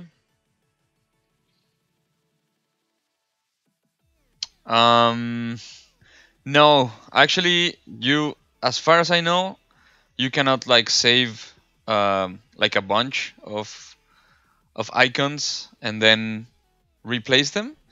You can do two things. Like in this case, I moved all of this manually. So um, my main brushes are mapped to keys 1 through 8, and then I have other stuff here that I use pretty often that I like to have here. Um, but you have to take each of them and move them one by one. What you can do is create a custom menu. So if you go to preferences and custom UI, you have to have first like I think enable customize and then custom UI. You can create a new menu and then assign a hotkey to that menu or whatever. And since all the menus in ZBrush are in alphabetical order, whatever name you put it will be here. So in that menu you can add all the stuff you need, and that can be like your personal menu. Um, I had one for R8. I haven't done one for this 2018 version yet. Um, but it's really useful, and it's not like you can move chunks of the interface around and just put them wherever. It doesn't really work that like that. You have to move button by button or like icon by icon, whatever you need.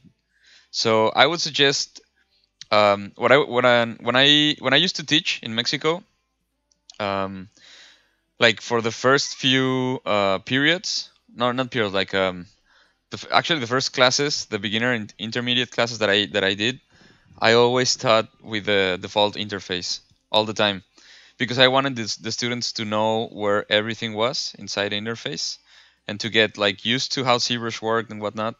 And then after that, when they felt comfortable with their workflow, because everybody works different, so you have to develop your own workflow first, see what types of brushes or tools you use the most, um, and then I ask them to create their own personal and custom interface and menus and stuff like that. So I would recommend you do the same. You like work first with the default version of ZBrush, and after that, after you've customed yourself to what you need and what you use the most, just change stuff around. That'll be my advice for that. Hey Skunken, congrats man. You won't regret it. Very happy for you. Happy ZBrushing.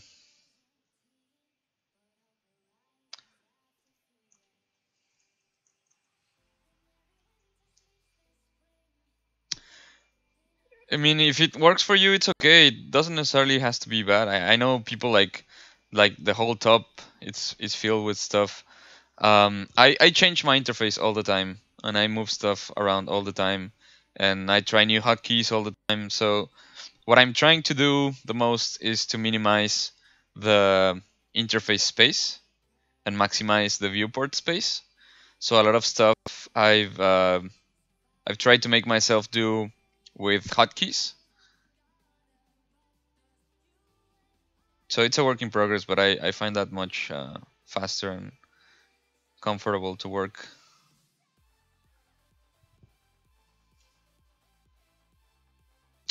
We're getting some funky stuff here. Doesn't matter.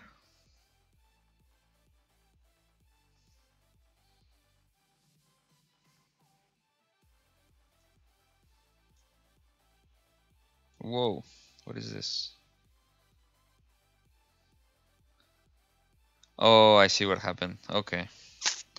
I subdivided with a mask on, so that's why it created like this this topology. Never do that. It was a mistake on my part, but it's not a big deal because the other parts are hidden, so it's okay.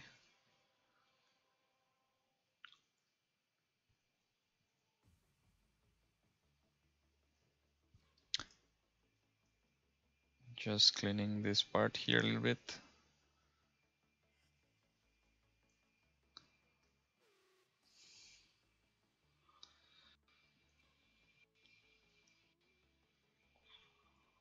So I'm gonna use the damp standard with a lot of intensity. Turn on the lazy mouse again.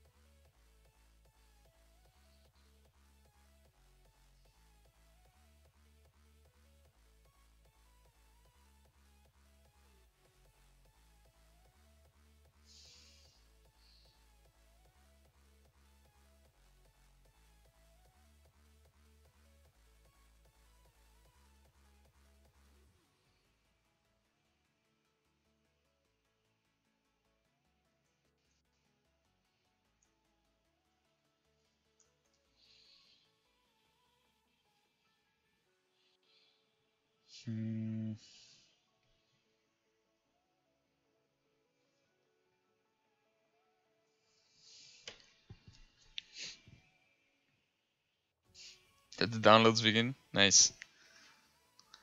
Hello everyone in Facebook. I'm just there's some stuff in other languages that I don't speak, so welcome everyone.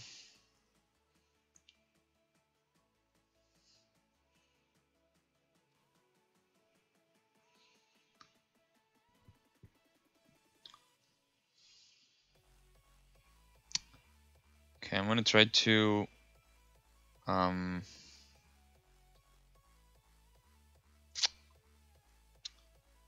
yeah, let's try to do some more stuff with the project primitive on this part here.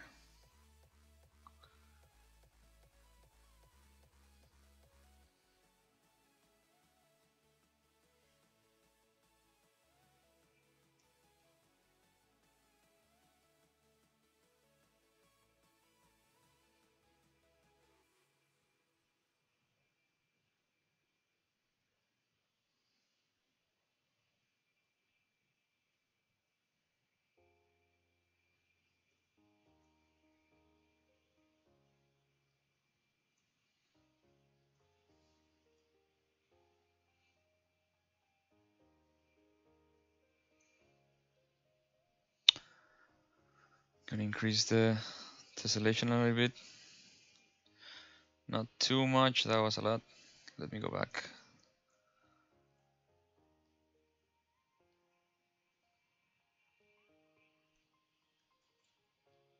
Just to have the edges more sharp.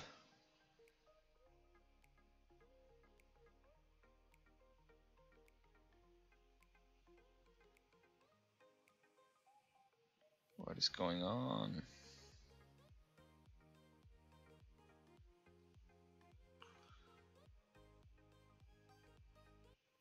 Oh, okay, I see.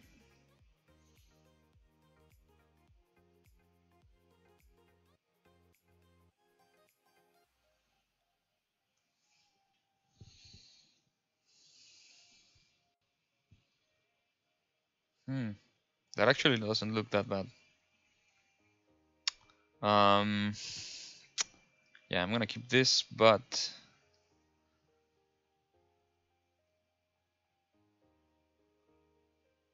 I'll make it sharper.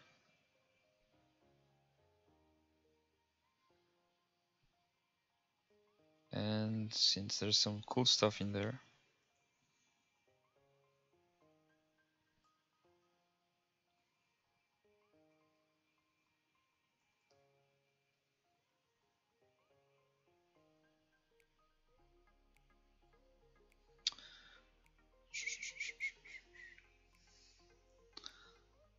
let's do accept and then a full reset here to just bring the mesh outside just to see what it looks like, because sometimes it's easier to work this way,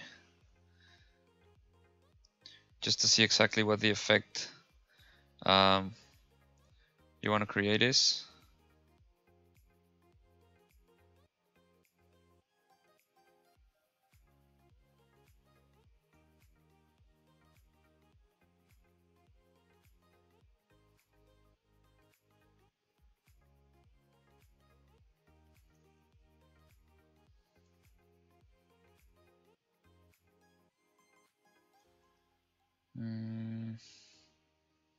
Let's try the third one.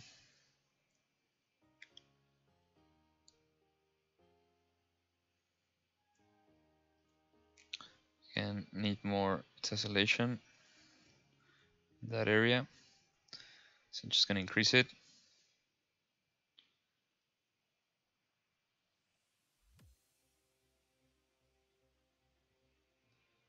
I just want to expose all the part here.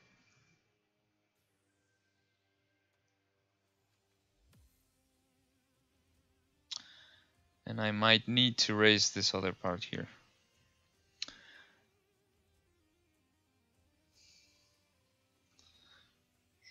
Yeah, actually, I think that's a good idea.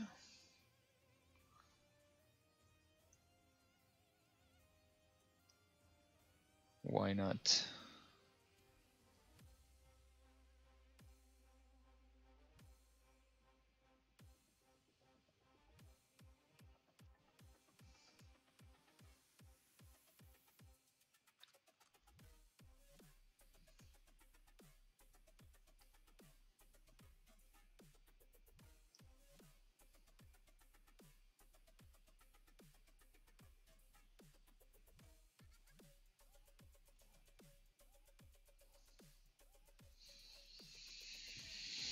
Hmm.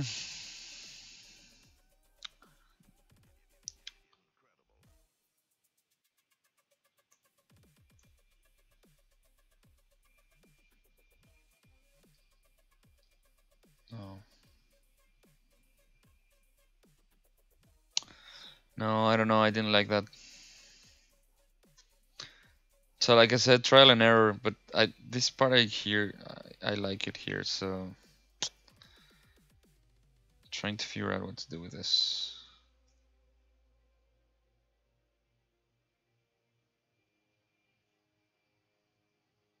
So I still have the project primitive here. What I can do is just extend it so you can see more parts of it.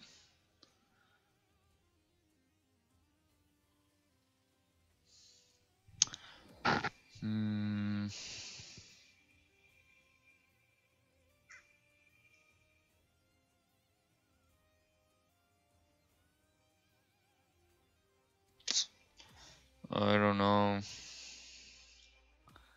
Let's actually go back more steps and take this one. No, the previous one. Yeah, lower like this.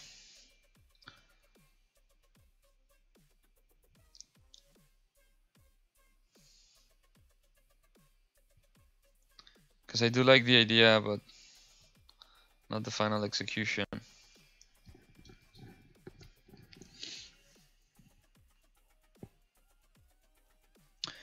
¿Qué onda, Davo?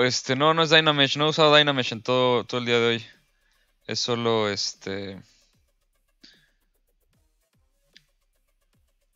Sculpt Pro y Project Primitive.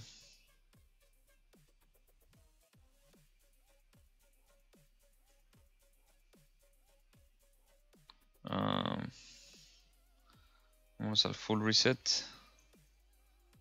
No, saben que it was too much tessellation.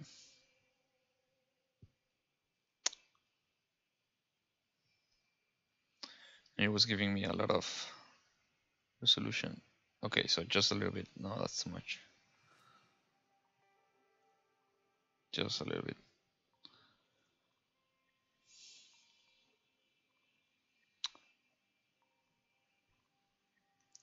Full reset, and I'm gonna do the this thing to see the actual mesh.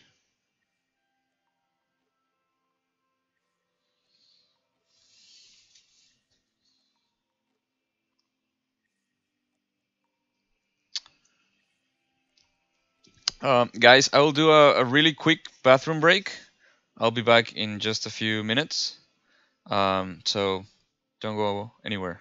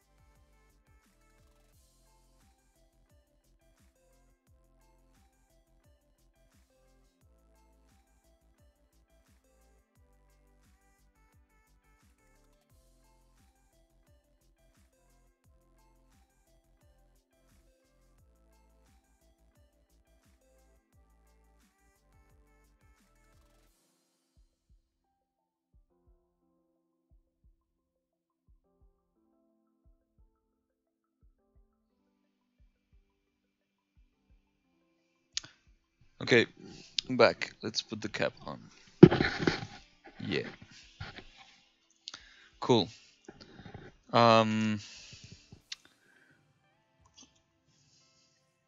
So yeah, this part is tricky,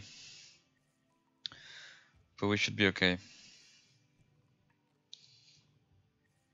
Wait, what? What happened? Oh no.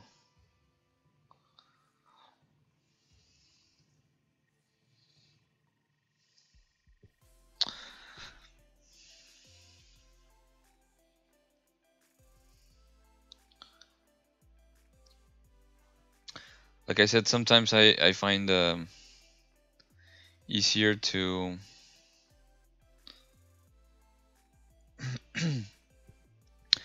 have the piece like extract or separate from the new surface. It's what it's called. To see exactly what it's doing before I actually commit to it. And this is nice. This gives me like a good idea of what's actually going on. And I feel that this works much better actually.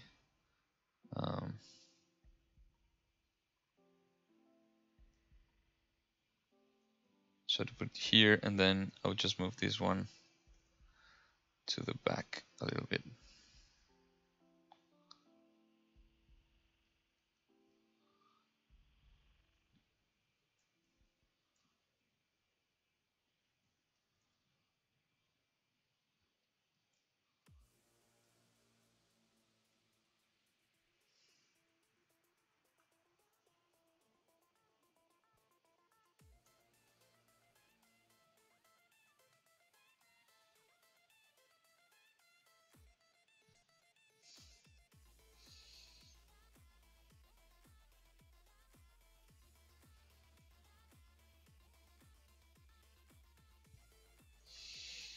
No. This part has to go lower.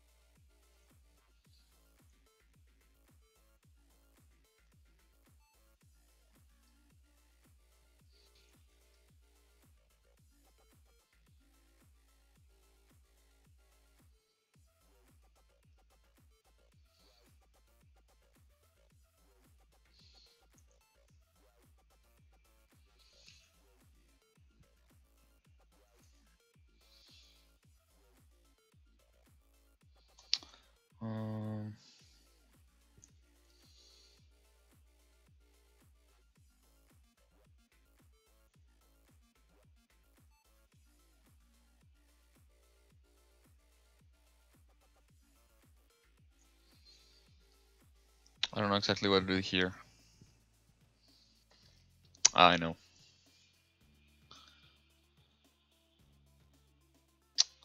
Ah, yes, I know.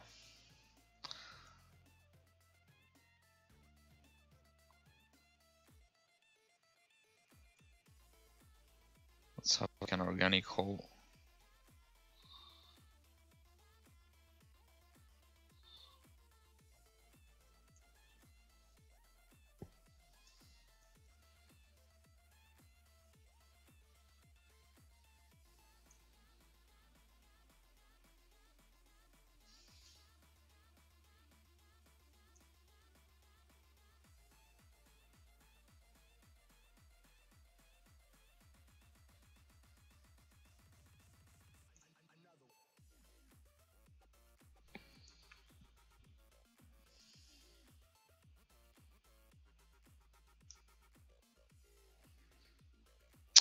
And I'm gonna use one of the new snake hooks.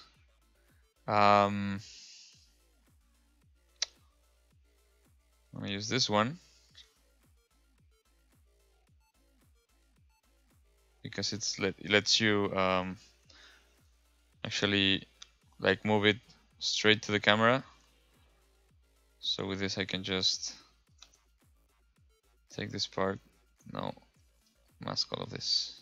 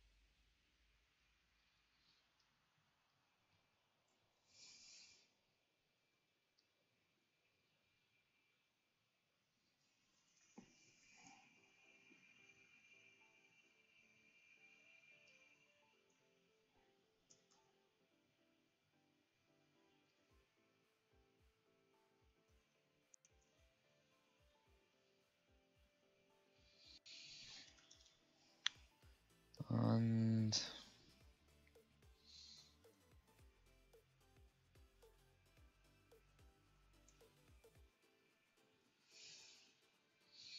just polish this part.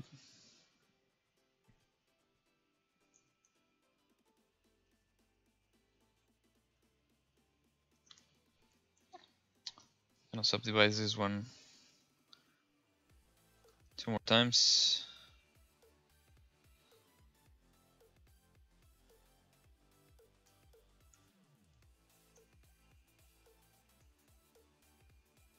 Oh,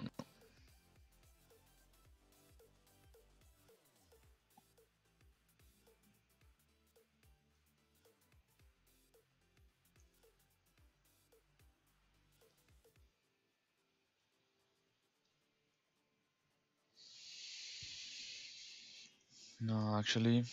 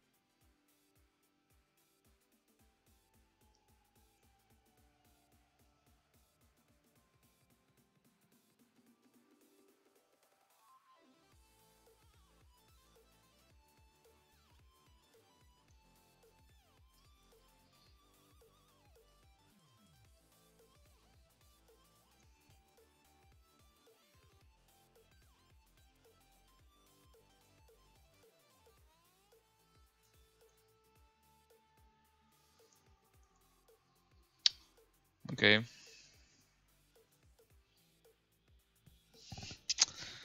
Again, I'm not sure if I'm going to keep this. Happens all the time. Just try a new idea. If it works, it works. If it doesn't, then it doesn't.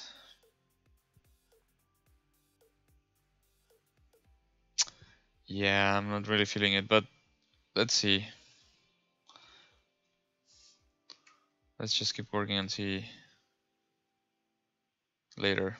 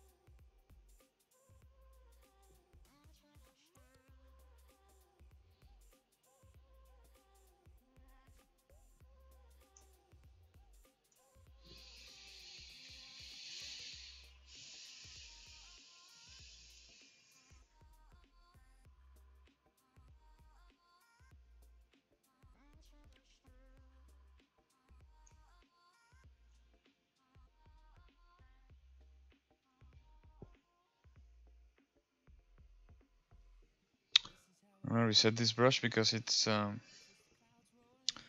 forgot the main sensitivity. It's 33. Okay.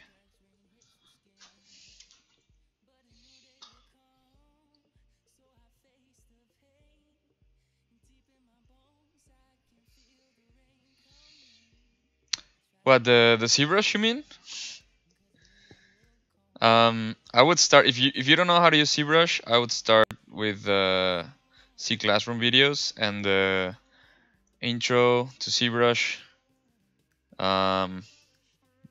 video series from Michael Pavlovich.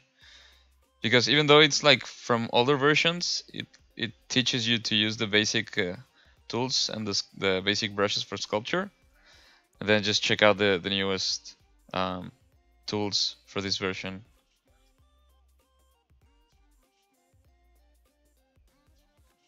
That's a really good resource.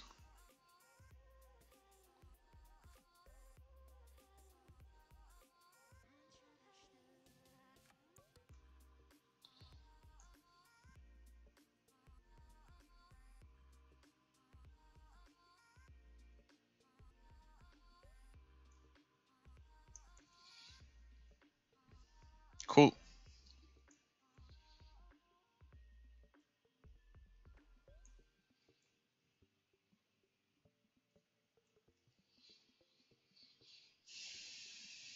This is looking like very flat.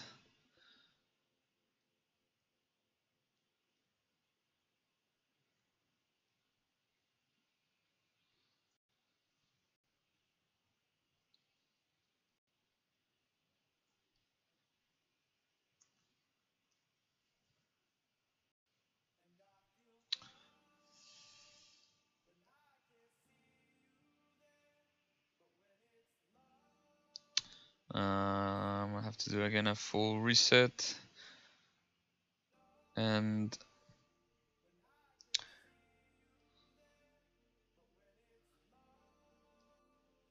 just yeah.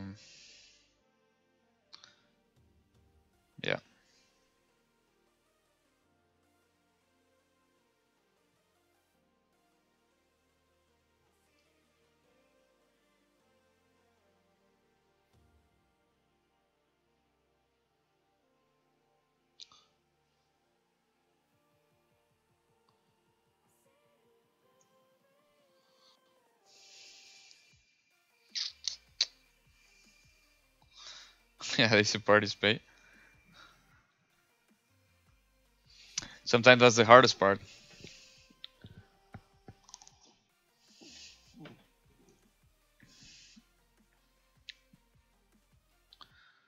Mm.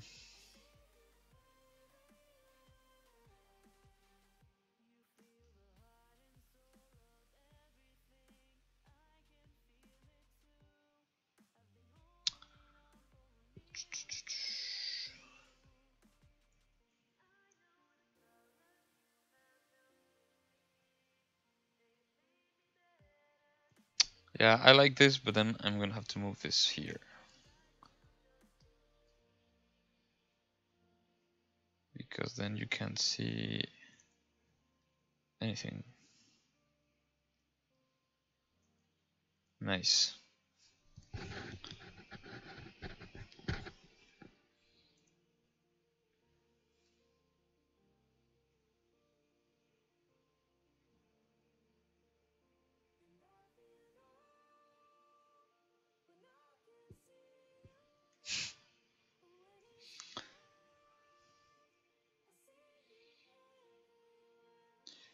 Full reset again. It's one of the problems of using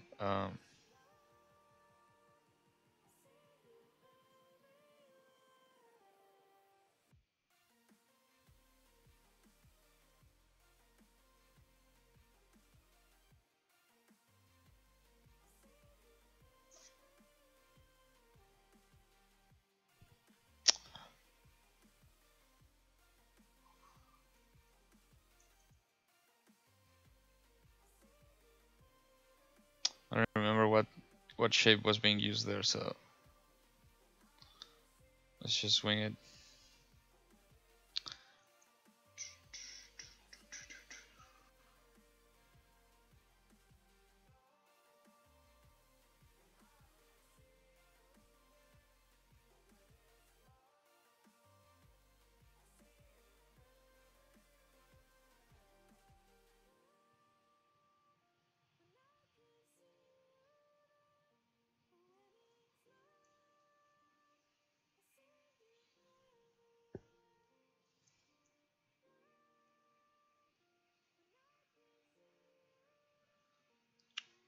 Close this gap a little bit. And increase the tessellation.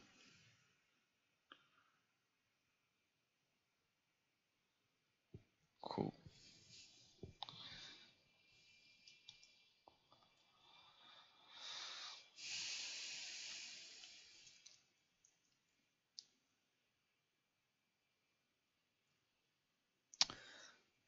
Yeah, I don't know, man. If you've never used it, I mean, I don't know. It's one of the most difficult softwares to learn, in my opinion. But once you overcome like the initial learning curve, it's one of the easiest and most intuitive to use.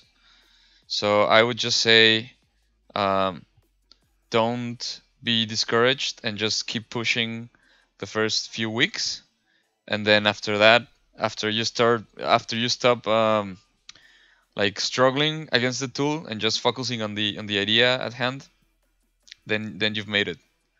So I would just say, just keep pushing, man. Because I know a lot of people who get discouraged with ZBrush. Uh, a lot of like they make multiple attempts to learn it and never fully grasp it. It's because they keep relearning stuff over and over again because they never get the full understanding correct. Yeah, but it's like if it was some years ago, it's probably all gone by now. Um, but maybe not. I mean, just keep practicing, man.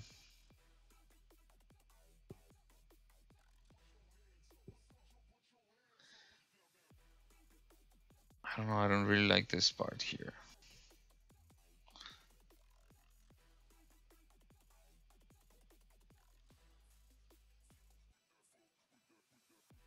Going to have to let you go. So sorry about that.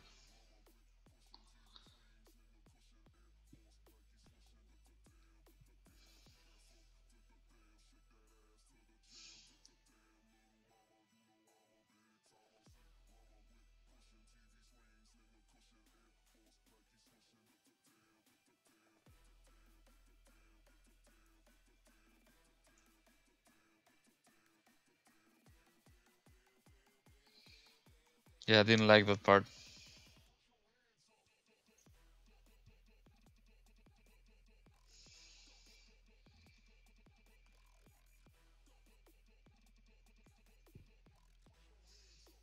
That's actually like a really cool motivation to learn it. If you own it, then you already paid for it. Just do it. Very glad you bought it, man.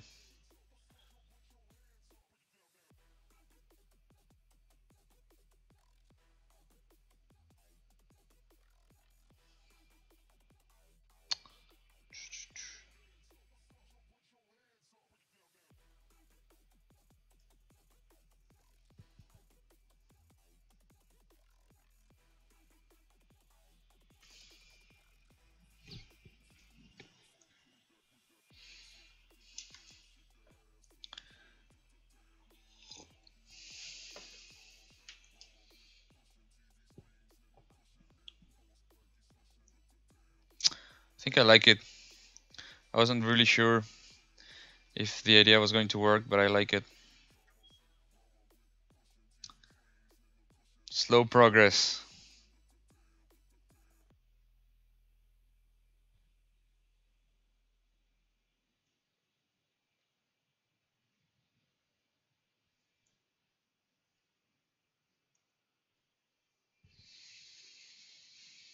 As they say.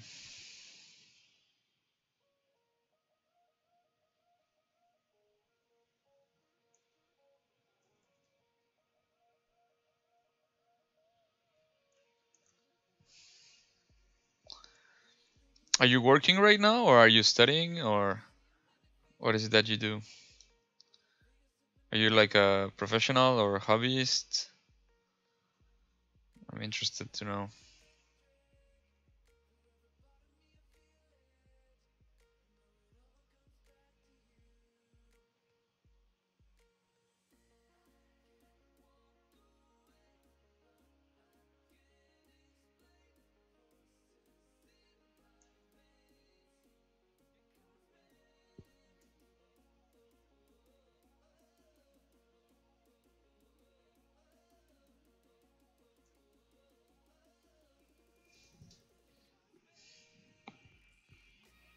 Oh, so like but digital or traditional? That's really cool. What made you want to start using ZBrush?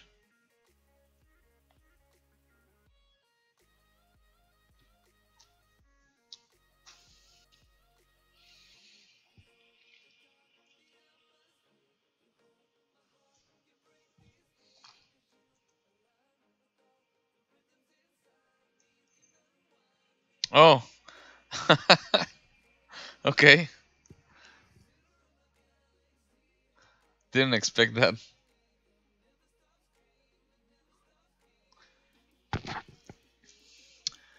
¿Qué onda, Glosina? Sí, sí lo terminé. No he hecho el render. He estado súper full de trabajo. Pero la espera ya la acabé. Espero subirla pronto.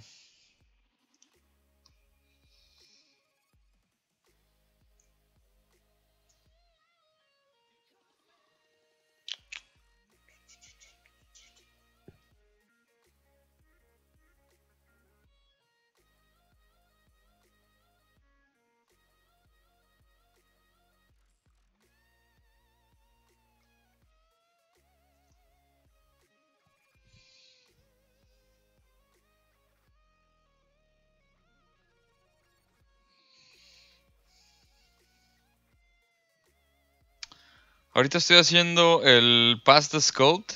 Es una colaboración que estoy haciendo con Óscar. Y lo que hacemos es nos turnamos partes diferentes del modelo. De hecho, si ves aquí en la pantalla, ahí aparece lo que nos toca a cada quien. Entonces, ahorita estoy haciendo la parte superior del torso.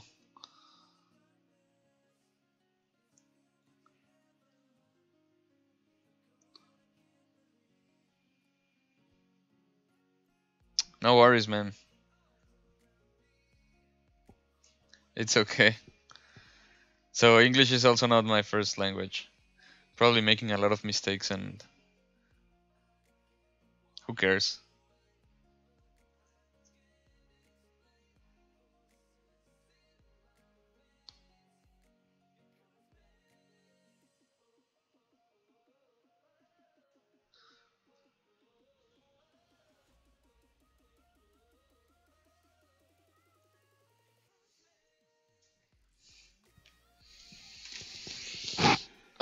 Just stretching a little bit because today I did a lot of painting at work, and my wrists are a little bit tired.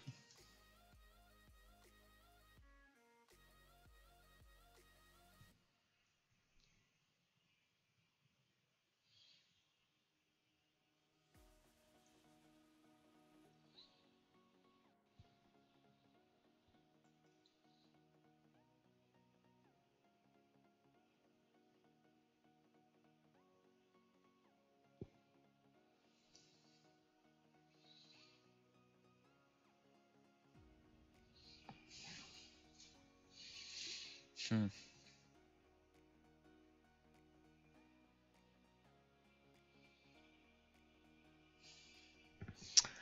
I'm thinking of what I could do here on this part outside.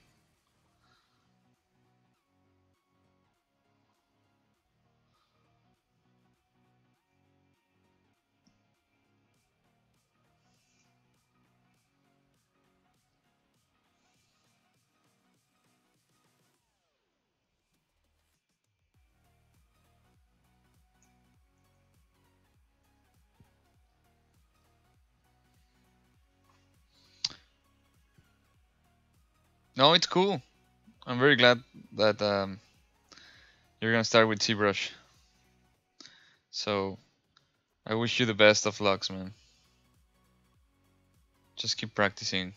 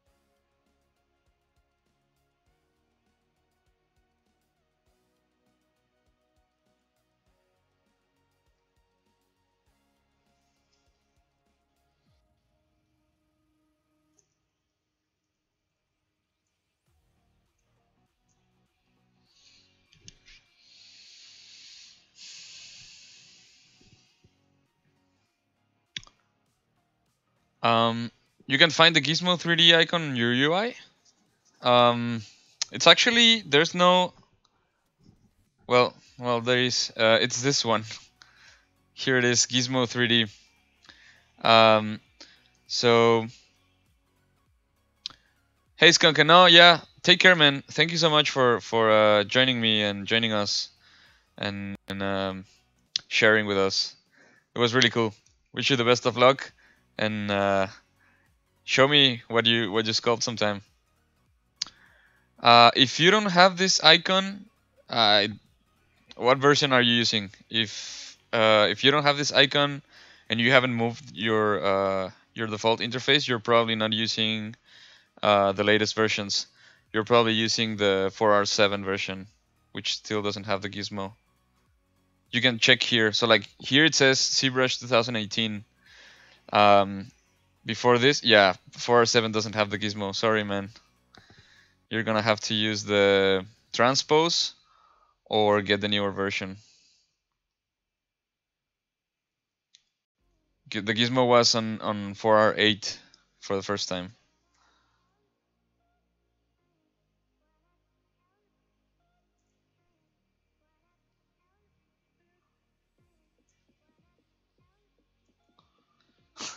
It's okay. No worries.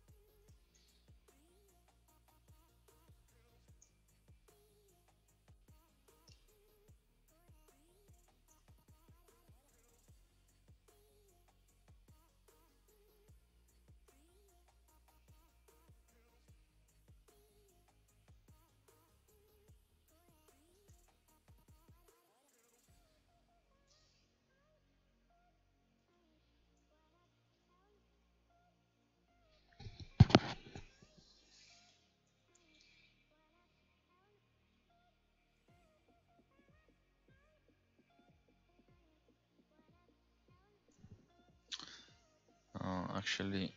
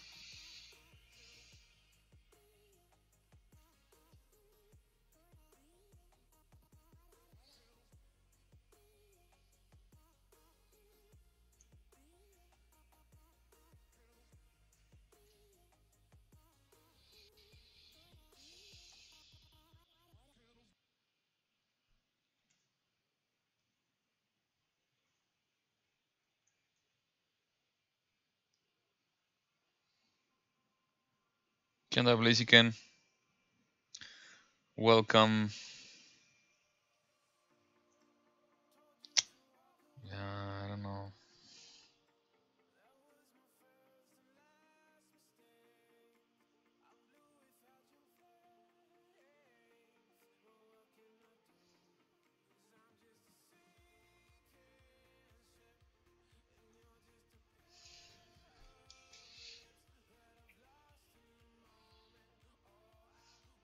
Hey, Anton. Welcome to the stream. Thank you so much. Really appreciate it. ZBrush is really cool. You're gonna love it. Just keep pushing. Crashed again. It's okay.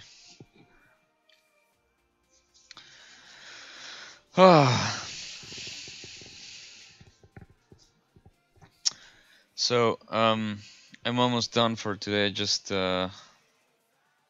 recover this and see what's going on.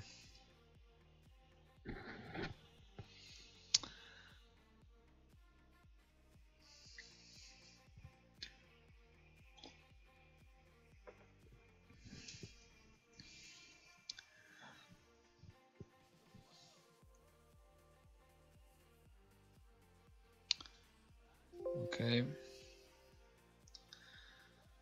Qu'est-ce qui se passe? Cover tool.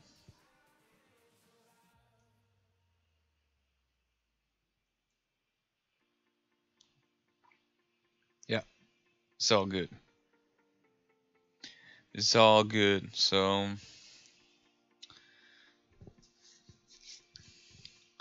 let's continue. And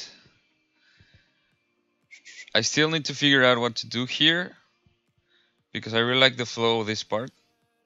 So I don't want to interrupt it. But this piece is causing a little bit of trouble. So I'm gonna think about that one. And also, like, next time I'm probably gonna start detailing this part here, the sides.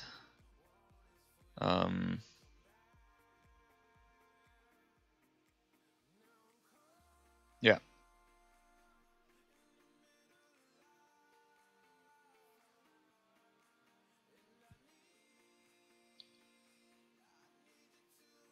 So actually, I thought I was gonna change a lot of the head, but it's okay. I think it still works.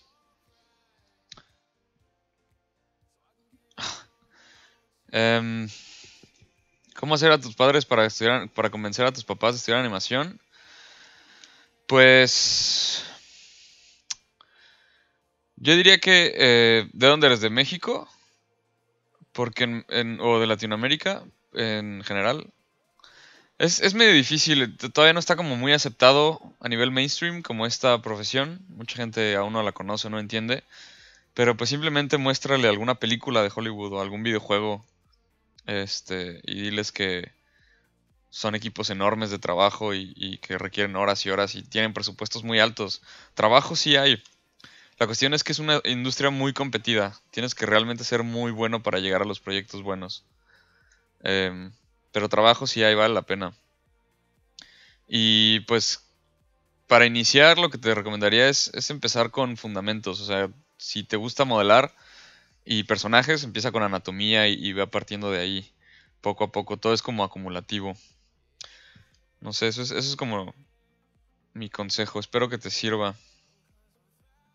So he was asking how to convince his parents from like of letting him study or her animation, and I was saying that it's in Mexico and in some parts of Latin America it's still like a very unknown thing or um, frowned upon a little bit, like against other professions.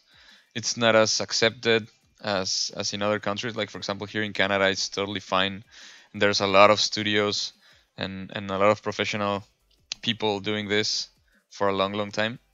So um, I don't know. I told to just show them a movie or a video game or any high caliber production and just try to explain that there's like a huge team involved, um, like huge budgets, and that there's work all the time everywhere. It's just that to get to the really big projects and big studios and big clients, you have to be really good.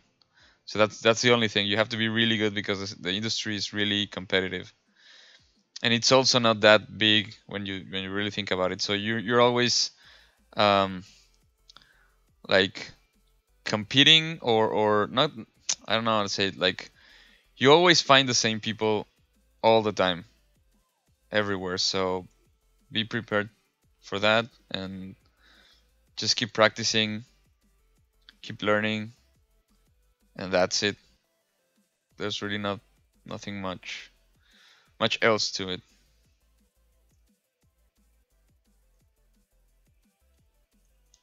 No, de nada, de verdad espero que te sirva. Y pues también un poco de esto de los streams, digo, aunque este es en inglés en general, pero la idea también, o sea, que me gustaría a mí en lo personal es que esto ayudara a que la industria en México vaya creciendo más y en general en Latinoamérica. Entonces, de verdad espero que sí te funcione.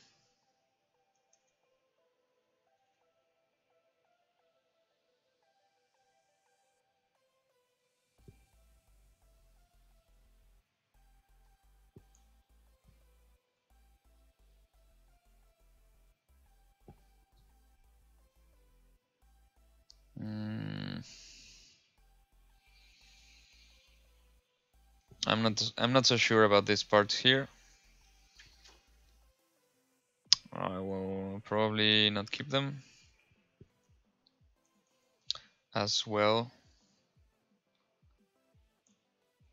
But who knows?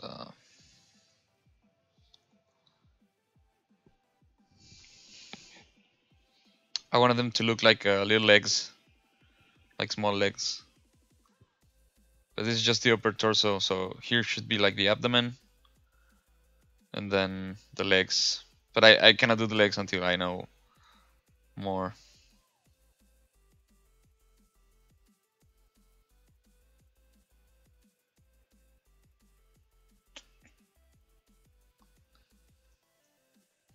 Ah, qué buena onda. Sí, pues, eh, no me gusta mucho spamear en Facebook, pero sí sirve en los grupos. Entonces, y de hecho solo lo comparto en los grupos en español, porque me interesa que más gente de habla hispana conozca el programa y conozca lo que estamos haciendo, Oscar y yo, y en general, pues toda la industria. Porque al final de cuentas, también es una industria ya internacional. O sea, en el canal, um, in the ZBrush channel, there's people from all over the world. So it's not like me personally, I would like to impact the local industry in Mexico and Latin America, but it's also like if I can help people from all over the world, I'll be extremely honored. And it's an international industry at the end of the day. So, but I'm very glad you found out through the Facebook group. That's really cool, man.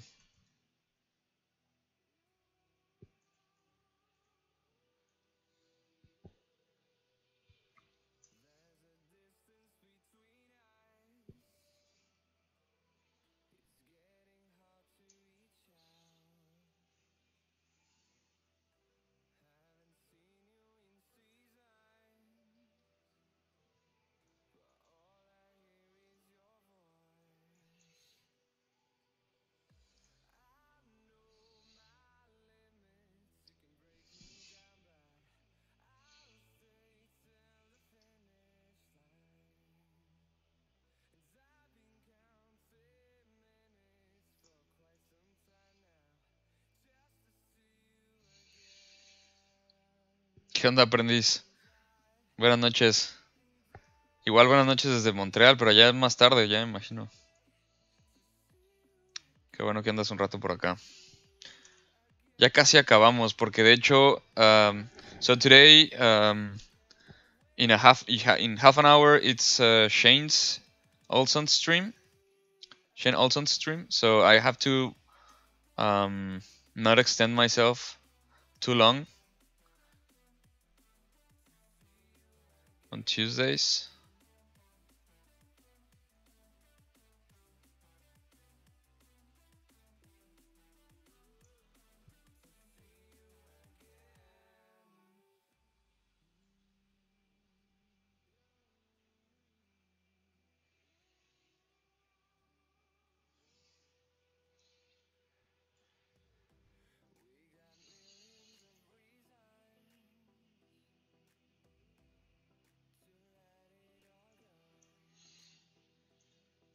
¿9 hasta España desde Montreal? Son menos, ¿no? Igual si son 9, la verdad no sé.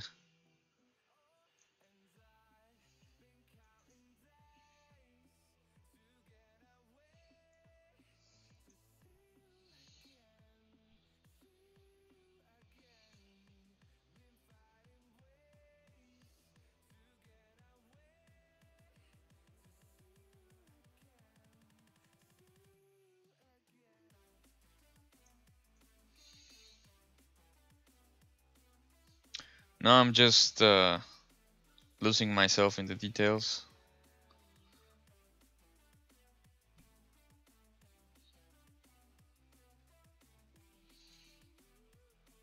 Polishing stuff.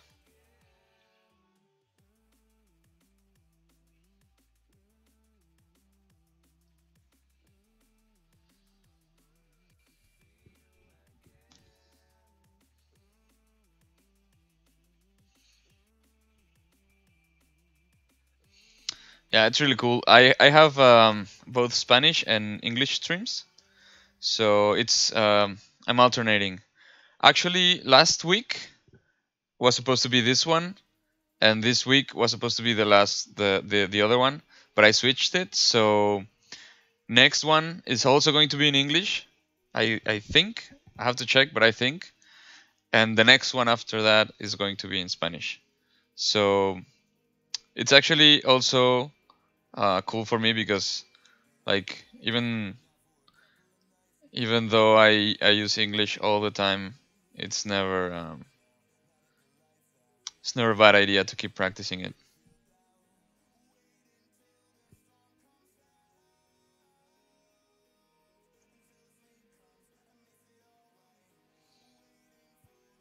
Okay. Well, I guess this is it for today. I like the end result. I think it's cool.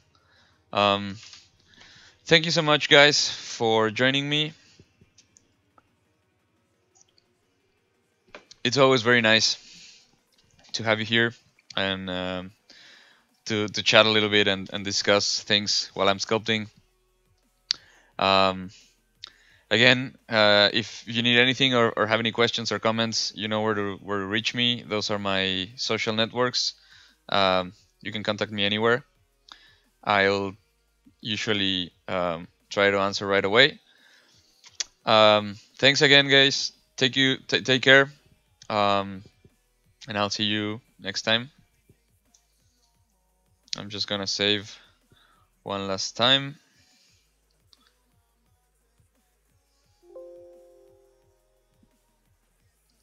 Cool. Okay. Bye, everybody. Take care.